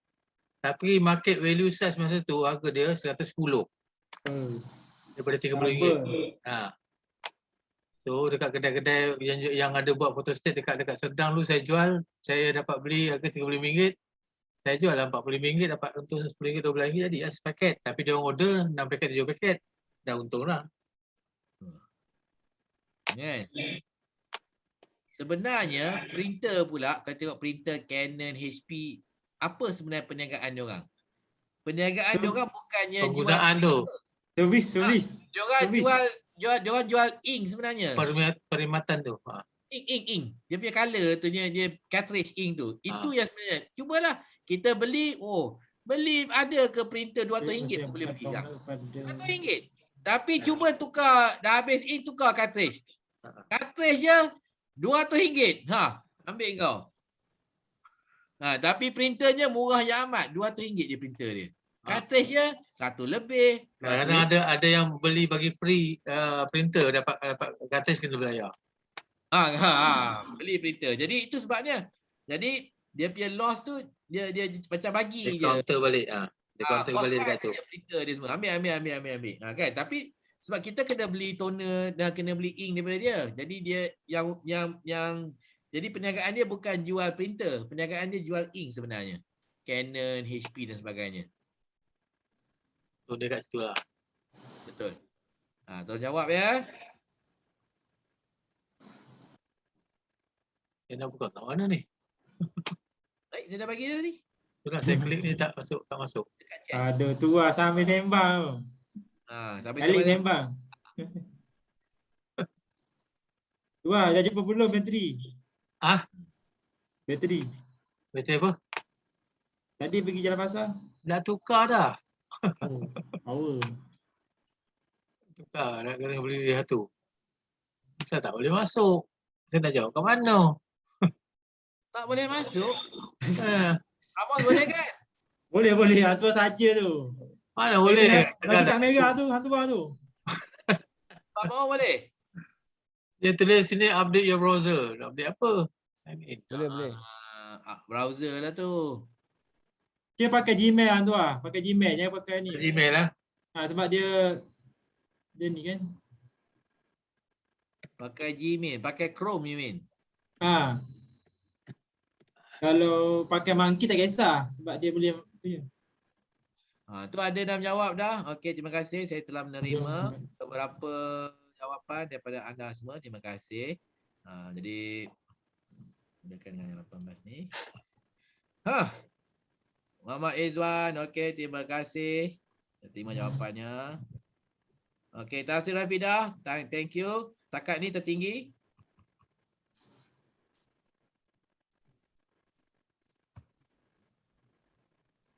Okey, Puan Aslinda, terima kasih.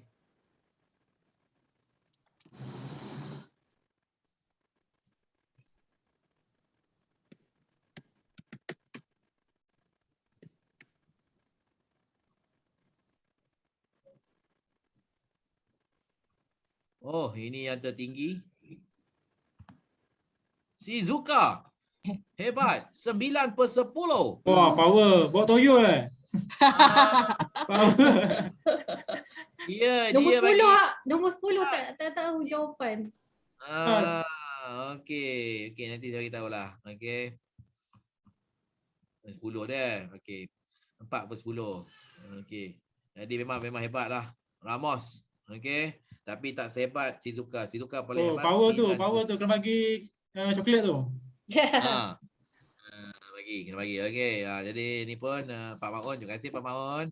Okey. Okey, jadi yang mana yang lain ni boleh hantar kemudian. Hantar submit button tu. Ya, bila siap ya. Snow White dah hantar dah Snow White. Okey. Minnie Mouse dah hantar Minnie Mouse. Okey. Jadi cukuplah sampai di sini. Jam dah 5.20. Jadi seronoklah hari ni dan semalam banyak benda kita bincang. Ya, betul. Nampak dan anda juga dapat satu kemahiran baru, kemahiran menulis kertas cadangan. Hebat tu. Ya, bukan semua orang boleh tulis kertas cadangan ya. Okey. Jadi oleh kerana itu, kerana anda semua telah berjaya untuk menamatkan sesi 2 hari ini dengan cemerlang, maka saya minta anda semua untuk memberi tepukan kepada diri anda dan juga rakan anda. Tepukan. Okey. Okey, Antua. Okey. Antua, nanti hantar lagi lagu nak dengar lah lagu komen seruling kau tu. Okey. Dia power tu, artis. Suka dengar. Okey, seruling tu Okey. Jadi, tuan-tuan puan-puan, tiba kita ke penghujungnya. Kita ambil gambar dulu. Mana gambar? Mana songkok singgit saya ni? Songkok. Mesti nak spek mata. Aku tak terlupa spek mata mana spek mata ni. Okey. Saya tak tahulah Tasir Tajuddin ni. Nanti lah, aku gambar tua lah. Gambar tua lah. Okey. Tok Mat ada. Tok Mat ada. Mak ada Okey, kita bergambar dulu. Posing maut. Apa yang nak mau? Okey, tuan-tuan dan puan-puan, sebagai tanda kita dah berjaya tamat 2 hari khusus hari ini. Apabila saya bilang 1, 2, 3, minta sama-sama kita jerit. Habis. Bersedia. 1, 2, 3. Habis.